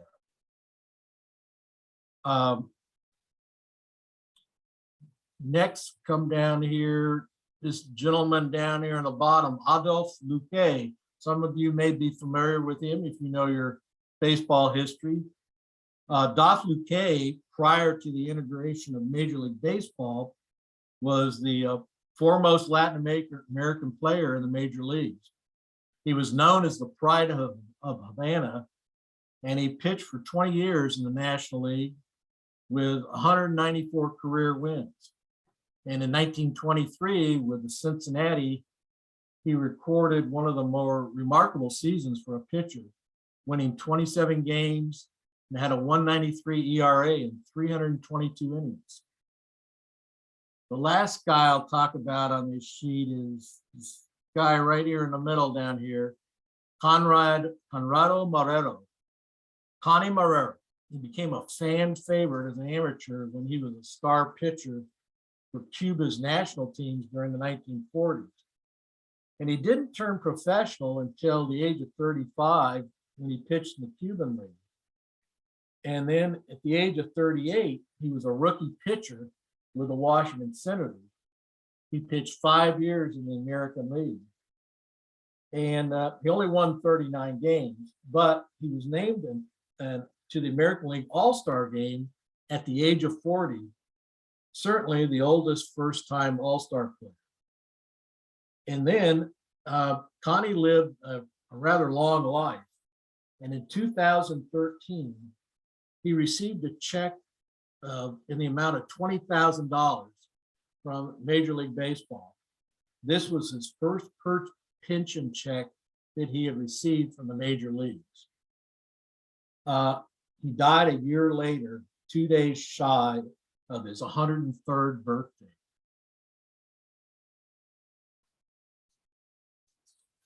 Okay, now we'll move on to United States. During the 1980s, US produced quite a few baseball-related stamps. First one we see is 1982, Jackie Robinson. This is the third baseball stamp out of the United States and the first real baseball player featured on a US stamp. And this was part of the Postal Service's Black Heritage Series.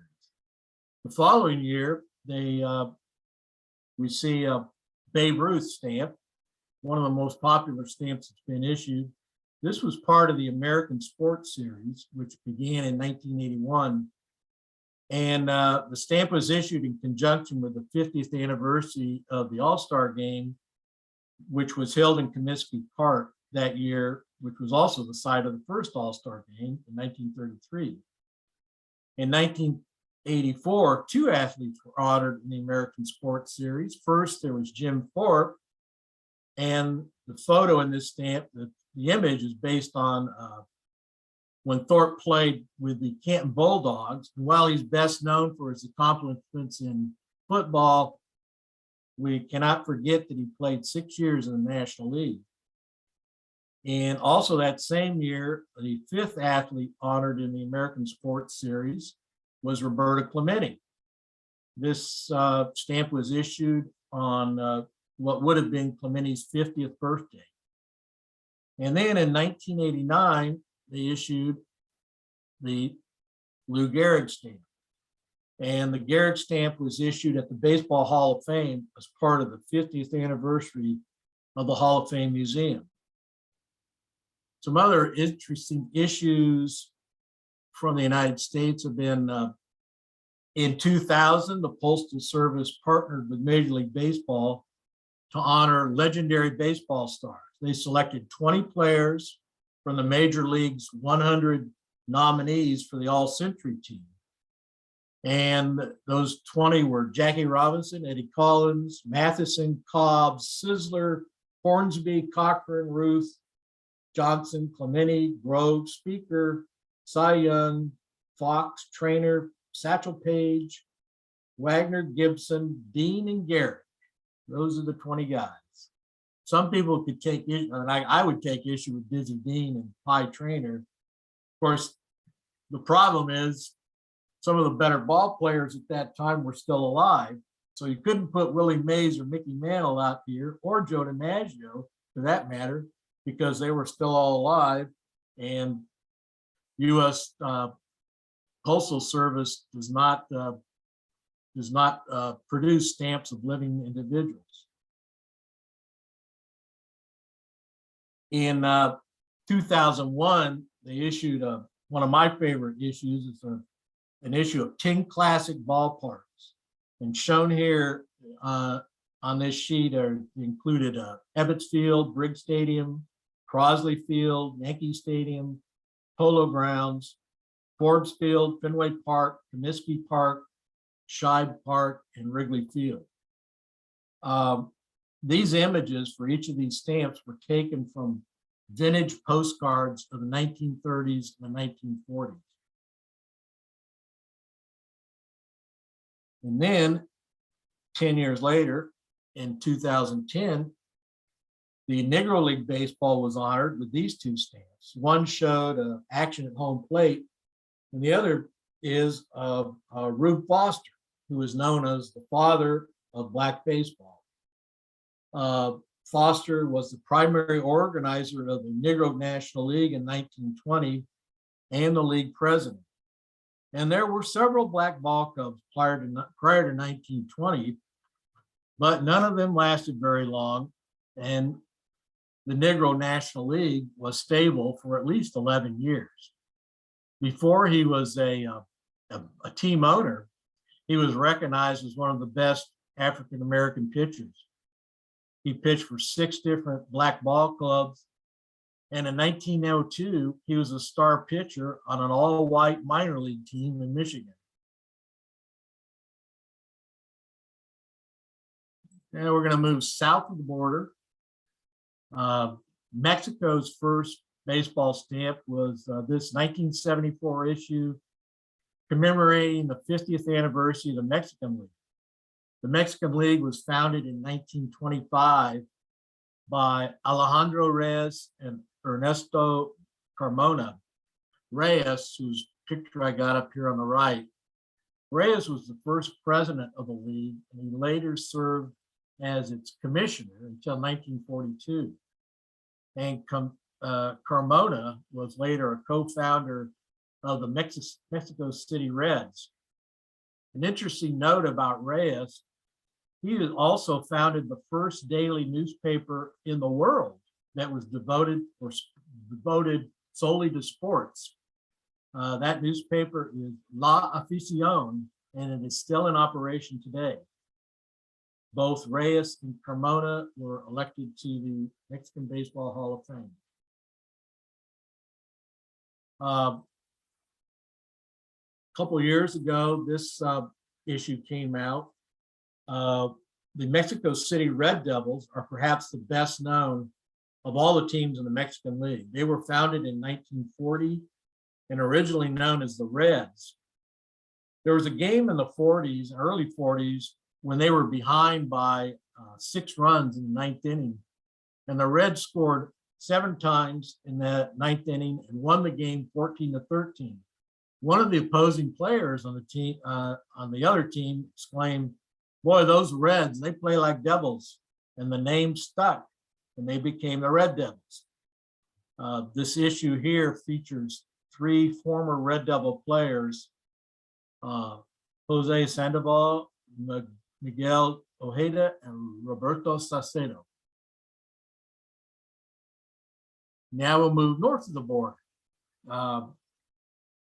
In 1988, Canada issued their first baseball stamp celebrating 150 years of organized baseball in Canada. According to the Canadian Baseball Hall of Fame, the first recorded game of baseball in Canada took place on June 4th, 1938 in Beachville, Ontario. This predates the Abner Doubleday myth by a full year. Thus, they claim the first recorded game in North America.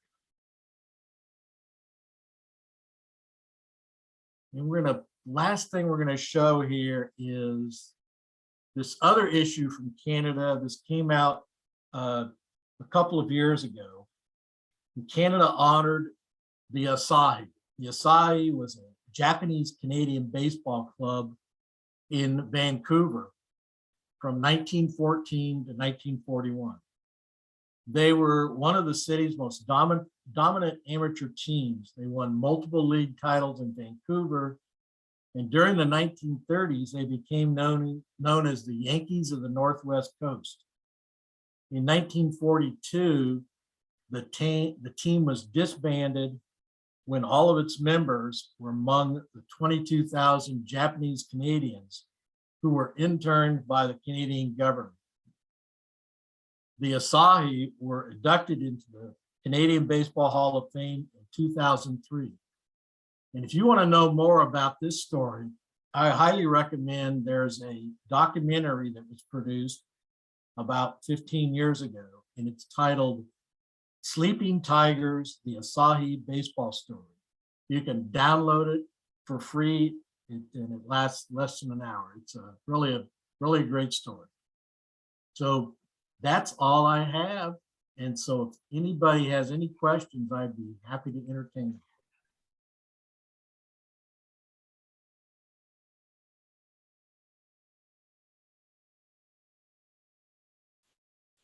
Any questions for Dan?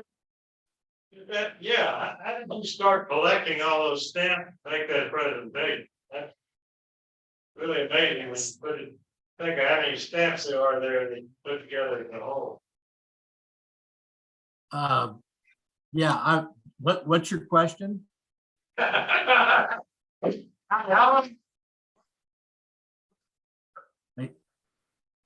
Collect all these stamps.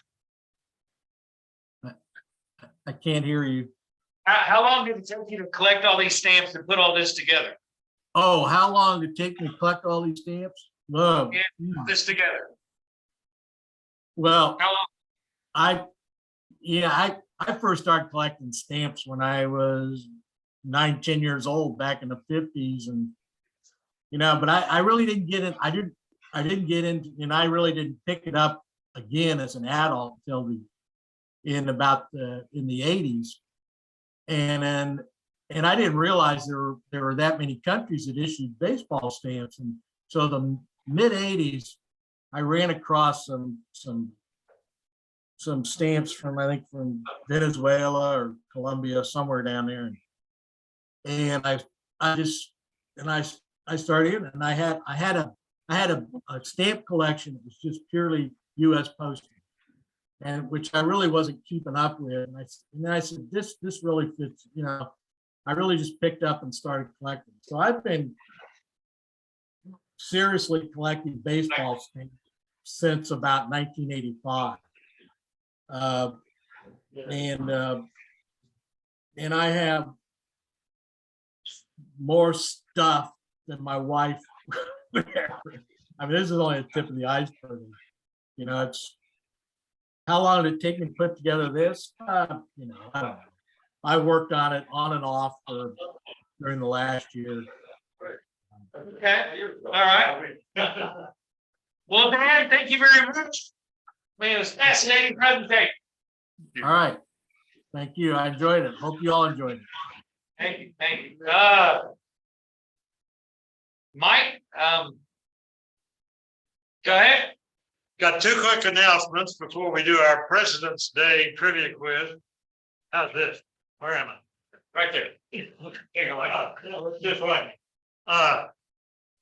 So the first one is, I'm glad Mike Katz is here because I think in April, we're going to do a Sugarland Skeeter Space Cowboy game for our meeting. And I've been fortunate enough to be spending a lot of time with Deacon Jones, who's in good health now, and we were helping him clean the mold out of his air conditioning unit. So just a word of advice, have your coils pulled out, cleaned, at least supposed to do it every year, but every 4 or 5 years. And he's been in there since '86. He says, people don't do that. So he's got black stuff falling on his carpet. But anyway, he's in good health now. He's taking nitro. He's been sick since before opening day, and he's moving around like the old deacon. So with him and Mike Caps together, and out at the Skeeter games, they're now using, according to Bob, they're using they're not The Skeeter, no longer the Skeeter. Yeah, well, I said the Skeeter to the Cowboys, but they're using the automatic umpires, calling the balls and strikes, so the umpires are pantomiming.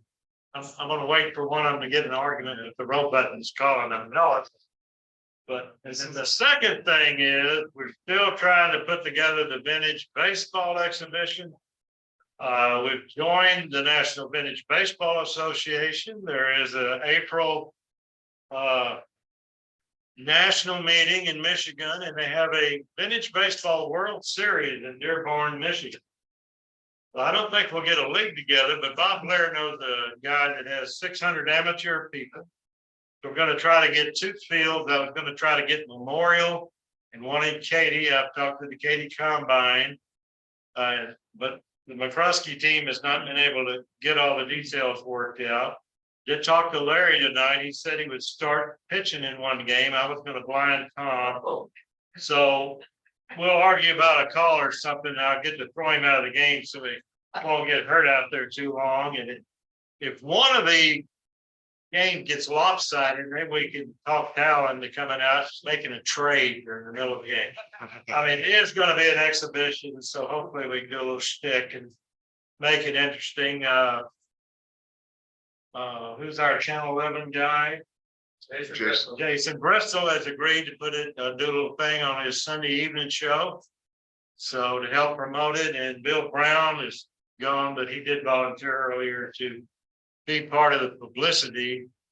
Katy Combine is interesting. Bob Blair with the babies and Copas with the Boston. So we could probably like 3 6-inning exhibition games and get a little publicity out and get a bunch of baseball people out. Maybe increase our SABR chapter membership, which was the point of the whole thing to start off with. So hopefully we can do that by the end of next month. And this is SABR President's. This is President's Day.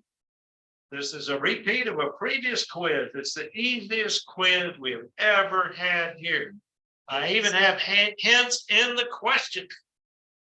So I'll read them off. You can answer them. We can go, and you people on the Zoom, you should be able to get them. Okay, question number 1. There's 23 questions and there are 23 answers, which is the first. Okay, actually have the same number of answers as question. The Oakland A's had 2 rookie speedsters in 1974 and 75 with the same last name. One was in 105 games, scored 33 runs without ever having an at-bat. The other had a solid 17-year career and even made the All-Star team. One was named Herb, the other named Claudel, first name. What was their last name? Same time. Tell me, answer, everybody will know. I have somebody to write the next tribute. Yeah. Right. That'd be a first for the Dierkers. Screaming them out. Originally drafted out of Slippery Rock by the St. Louis Cardinals, this big first baseman is currently a free agent. Played with the 2019 World Series champ from Washington. His first name was Matt. Matt played with the Senators. First baseman. Not the Senators, the Nats. Okay, number 3. A 9-year MLB career, the last 5 with Boston, before signing to play in Japan, because he got mad at Jimmy Williams for being left off the roster for the playoffs. This lefty outfielder ended with an even 300 career average at age 30. His first name was Reggie.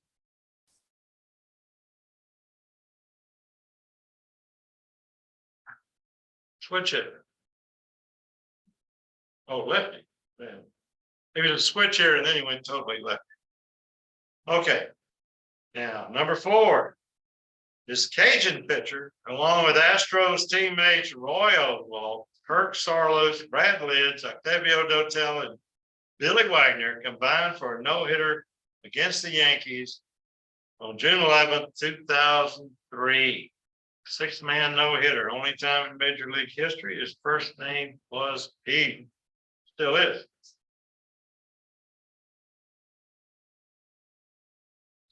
Answer would be his last name. Okay. Number 5 was known as the straw that stirred the drink. Also, it's Mr. October. First name Reggie. I hope nobody misses that. Number 6. This 34-year-old former longtime Pirate second baseman played for both Washington and Oakland in 2021. First name Josh. What's his last name?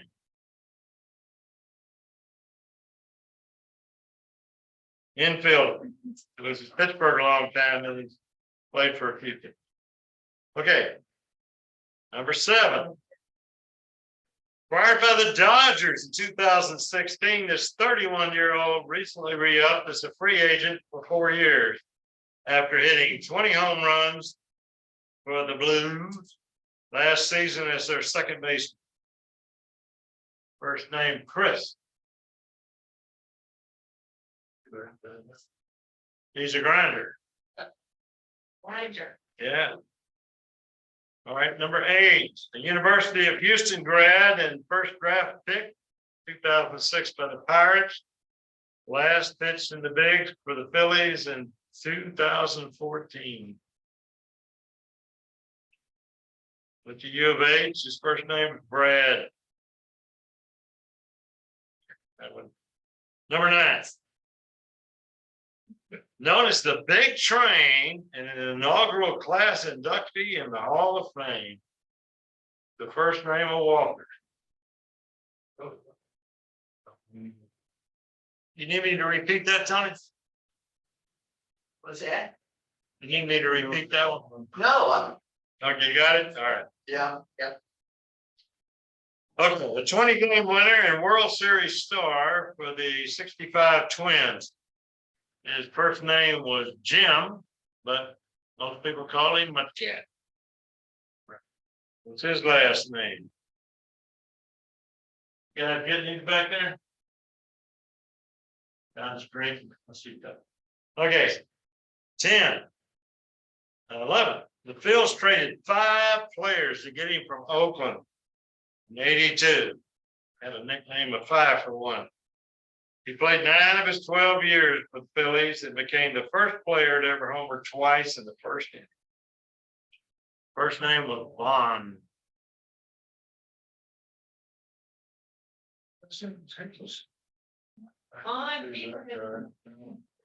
Not Vaughn, not Dan.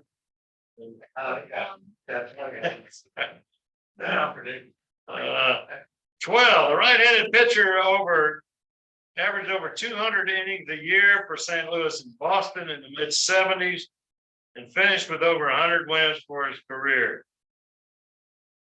First name was Reggie.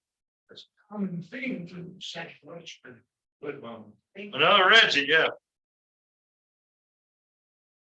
Number 13, played by Ronald Reagan in the 52 film The Winning Way.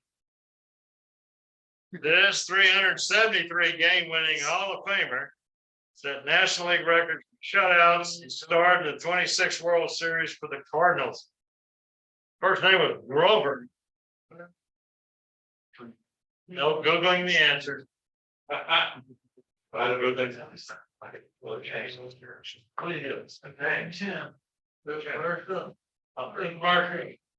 Sorry to bother you, Bob.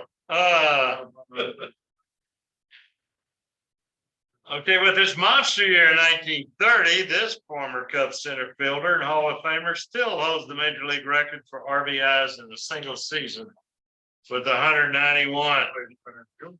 First name Hack. It's hard to believe, isn't it? Hack. With an ace. Same name with his finish, right? Yeah. I thought he would be a catcher. But he was, that's the question, Hack who? It's a last name, that's what we're asking. He was 5'5", yeah. 15. What Joe? Because you'll get Currently a free agent after finishing last. All right, let's have a little order in you. This is a quiz. Or tell the president you're misbehaving. Joe, you missed my name. I'm sorry. Okay, that's right, I am. Currently a free agent after finishing last year with the Phil, this USC 2006 #1 draft pick for the Yankees with the 20-game winner in 2011 for the Diamondbacks. His first name is Ian. Yeah. That's the question.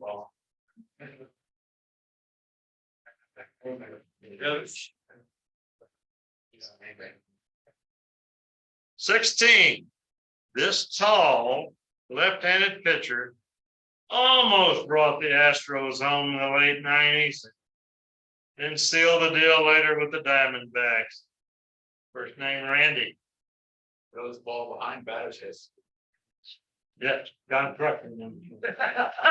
Yeah. That was scary. That was. Strasburg. Huh?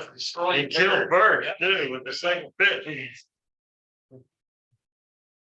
It's a changeup. That's why the Bird. Number 17.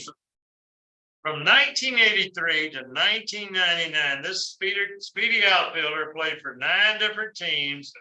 Shares the record for most steals in a game with 6. His 620 career steals are the most ever for a player never making the All-Star team forward. 6 steals in one game. That's what it was. First name was Otis. Number 18. Chairman of the board, this crafty left-handed pitcher has the best winning percentage in MLB history. Whitey. I don't know why doctor's on there. Whitey who? I'm sure. That's right. Number 19. Stand by. Throw right catcher, the only Hall of Famer inducted in a Montreal uniform. First name Gary. Oh, good. Who's yelling out the answers? Number 20, drafted by D or thou San Diego Padres with the first overall pick in the 2004 Major League Draft. He spent his entire Major League career with the Rangers after battling alcohol, jail, and arm injuries. First name Matt. Another guy. Hamilton. So John Hamilton had a problem. Actually, this is the guy I asked Mike about earlier. Okay. Man. Give us a hint. He's a grinder. Oh, yeah. That means we got military. 21, Hall of Famer with the Pirates. This big first baseman was part of the family. First name Willie. Please. Okay. A lot of Willies. Get spells.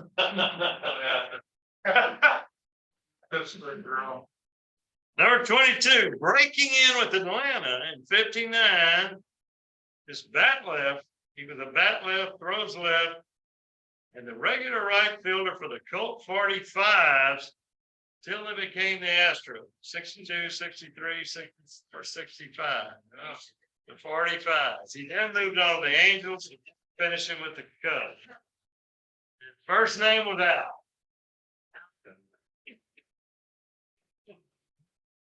Oh, He was on your team, Larry. Yeah.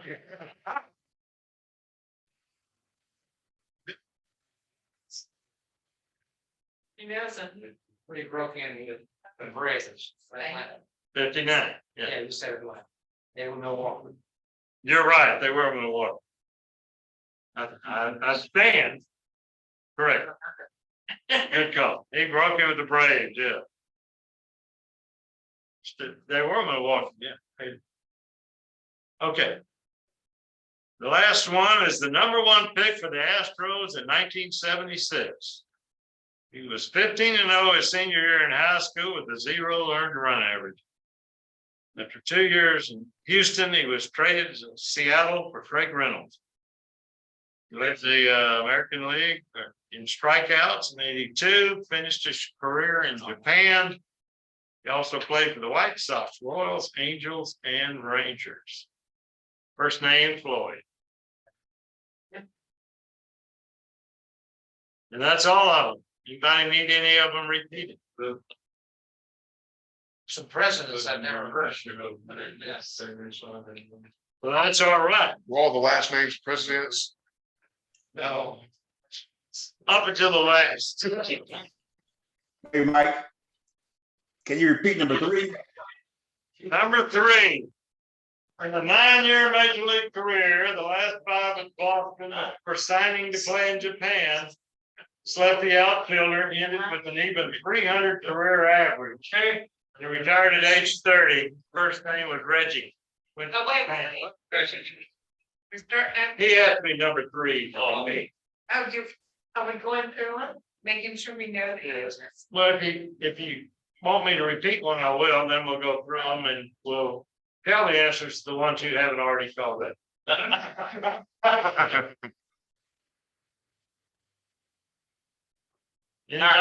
right, put it in. Okay, so it's President's Day. So the answers up to the last are president. Not only are they president, but they're presidents in the order they were president. Oh, and we did this once before, a few years ago for the 4th of July, but I changed some of them. Okay, it was Herb Washington and Claudel Washington. And George Washington was the first. Very good. All right, originally drafted out of the Slippery Rock, the Cardinals. Played with the 2000 World Series Washington champions, Matt Adams, right? Second president was John Adams. It's presidents. 2. We did Washington, then we went and the second. Okay. Number 3. What do you think it is? Jefferson. Very good. Reggie Jefferson. All right, this Cajun pitcher that with the no-hitter was Pete Monroe. Spelled it M-U-N-R-O, a little different from President Monroe, but still the same. And the straw that started the drink. Jackson. Reggie Jackson for Andrew Jackson. We had 2 Adams and no major leaguer named Madison who was also. This 34-year-old former longtime Pirate second baseman played with the Senators in Oakland, 2021. First name Josh Harrison, William Henry Harrison, president. Won the Battle of Tippecanoe. 7, the Dodgers. 2016, 31-year-old recently re-upped free agent for 4 years after hitting 20 home runs for the Dodger Blue last season. It's their second baseman. Taylor, who was the president? Jack Taylor, Zachary Taylor, very good. veteran of Mexican American. All right, next one's tough. A U of H grad, 1st round pick by the Pirates. Last pitch in the big for the Phillies. First name Brad. Who was the president? Ah, good. You win a penny. All right.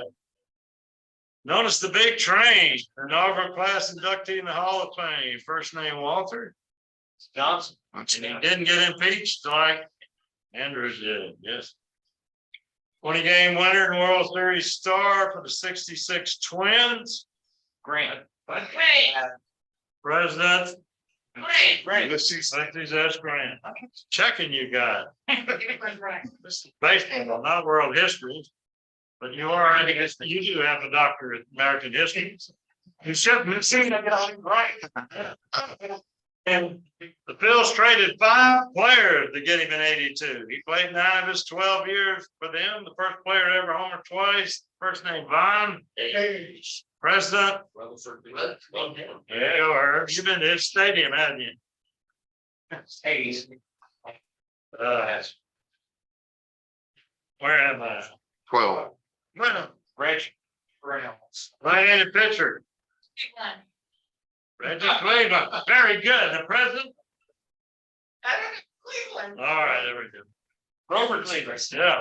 He was sitting up there. Like this is redundant. Played by Ronald Reagan in the 52 film, The Winning Way. Cleveland, again. Robert Cleveland Alexander, yes. I didn't realize I'd done that. No wonder it took me so long to write this. Okay, with his monster year in 30, the former Cub center fielder, the RBI record, first name's Hack Wilson, and the president. Woodrow. Very good. Currently a free agent. After finishing last year with the Phil, this USC 206 number draft pick for the Yankees with a 20-game winner for the Diamondbacks, first name Ian Kennedy. Kennedy. You skipped a few. Chris Hits. Well, there was no guy named Coolidge that played. Or who, except for Joe, I could put Joe Morgan. I could, vacuum cleaner. 16. It's all left-handed pitcher, almost brought the Astros home in the 90s and sealed the deal with the Diamondbacks. First name Randy Johnson. LBJ. There you go. Okay. From 83 to 99, this speedy outfielder played for 9 different teams, stole 6 bases in the game, had 620 steals, never made the All-Star team. First name Otis. Tricky Dick. Richard Nixon, chairman of the board. White. Ford. Heidi Gerald. That right through right catcher, only Hall of Famer inducted in Montreal uniform, Gary Carter. Jimmy Carter. Drafted by the San Diego Padres, first overall pick. Spent his entire major league career with the Rangers after battling alcohol, jail, and arm injuries. First name Matt Bush. That's the guy I asked. Yeah. It was really interesting reading about him when I found it. No, he got called up September last year. So he's 37 years old now.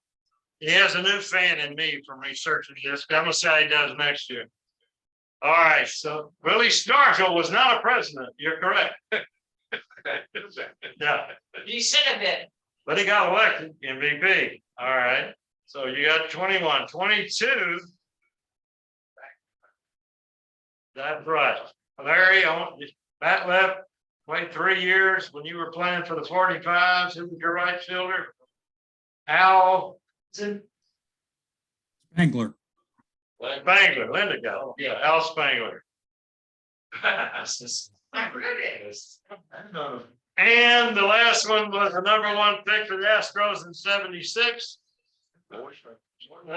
Spanish. So what did, when usually what do they play right before a baseball game? The national anthem, which is presidential, and what's another name for it? Star Spangled Banner. The Stargell Spangler Banner. That's it.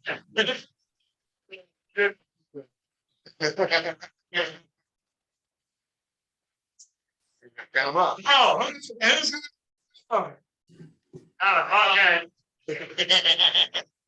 That was pretty easy though, especially if you call them.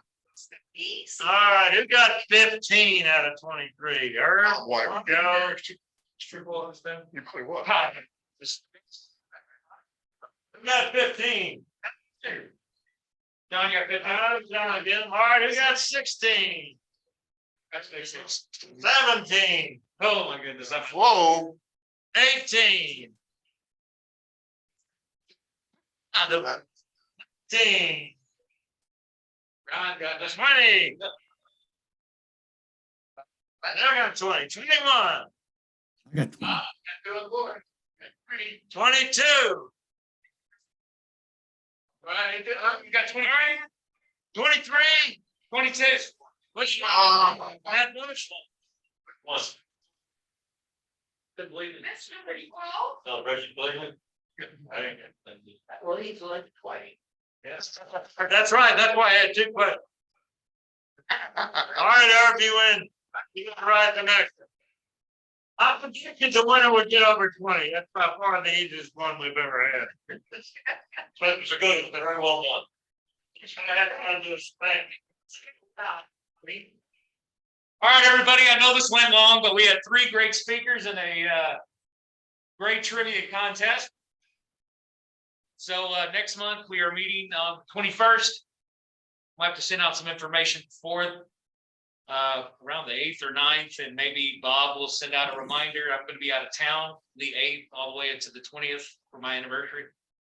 So I'm going on a cruise, man. Real soul. We're driving to Miami and I'm going on a cruise with my wife.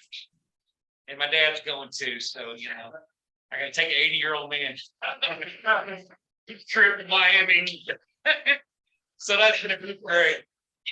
Yeah, that'll be fun, especially since we just bought a hybrid car and he still can't figure out why you just push a button to turn it on instead of using the ignition. He doesn't understand that yet. So working on a couple of different presenters. We might have a documentary next month. That project you sent me about, Bob? Yeah. A long way home. Long way home. They've already agreed to talk with us. Deacon to come to that, I will do it. Yeah. So there might be a really good chance we have that next month. Yeah, I know. Yeah, it might be a really good chance we have that next month. So, Great vacation. hey, you know, these are great. These first 2 months. I don't know if we can top this. What's that? No, thanks. I told my students don't even try to email me because I'm not responding. See y'all later. See you next month. Take care. All right. Thank you. Good company. Like. Amen. It was very much. I got